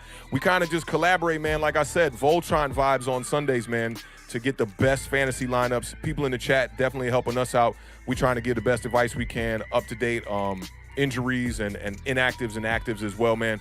Parlay's been real dope, man. I'm looking forward to this one coming up this week. I kind of loafed last week, man. Had a bunch of bad picks. I got to get back on track. Stop picking with my pride, man, and pick with my mind. That's what I got to start doing. I got to stop picking with my mind and start picking with my maps. Yeah, you got to get the maps out for sure, man. We might need a map prop. I might maybe holler at the graphics department, get some map stuff. I was going to say, we can get, I think there could be a really cool map graphic in the future. You know, every time you said I think there could be a really cool, it ends up happening. You'd be like, maybe like some water and then a boat race, like on the bottom, We got like the garbage time I see like the little dots like going across the screen, maybe a little treasure trash and I got you. X marks I got the you. spot. I got you. I'm gonna send out the business professional email in the morning. They don't like to get emails this late at night, so I'm gonna send out the email first thing in the morning, and hopefully the graphics department can come up with something for us here, man, so we can have a map. I was gonna say an emoji, but a map graphic. The map maker. Yeah, the beard is the map maker for sure, man. He's been writing the maps, dog. He's been definitely coming up with the maps, man. Where we're going, there are no roads, man. We appreciate all of y'all for sticking with us, man. Can we put a wrap on this episode? 2 hours, 24 minutes in? That's enough? Yes, sir. Let's do it. Let's throw I know some the fam biceps in the chat. We definitely need some biceps in the chat one time. I know the fam in the chat be wanting us to go live every day, man. We might just have to go ahead and just chalk it up and start doing that. I told the beard, man, I can't wait for a good break because y'all know how we do here, man. We always trying to raise that bar, man. I want to make the podcast even better for y'all, make it a better experience. So definitely got to holler at the graphics department and get them on it, to get us some more graphics. And we trying to do a couple more things in the off season as well.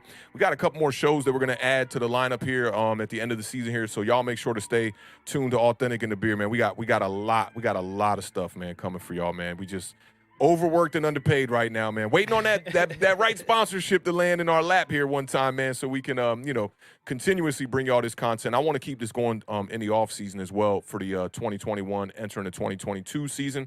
Definitely going to be an interesting one with this draft coming up. Bunch of needs on both teams for us, man. But big shout out to y'all in the chat, man. Big shout out to the fam. I see big biceps in the building. Y'all know what it is, man. Left side. Strong side. Hey, I want to just continue the show just a little bit so this beat could drop one time. This is a throwback right here one time. This joint was called Driving in My Bucket, but the gas running low. It was almost a song on the album a couple albums back, man. But big salute to y'all, man. We appreciate y'all sticking with us, man. Y'all know what it is, man. Live those dreams. Keep raising that bar, man. Keep raising that bar. Keep writing those maps, man. You never know. One day you might just hit the right map, and then you could be known to be a map maker like the Beard is one time. So shout out to y'all, man. Y'all know what it is, man. Like I said, keep living those dreams. Be good, y'all. Be good. We will see y'all on Thursday. Peace, fam. Peace.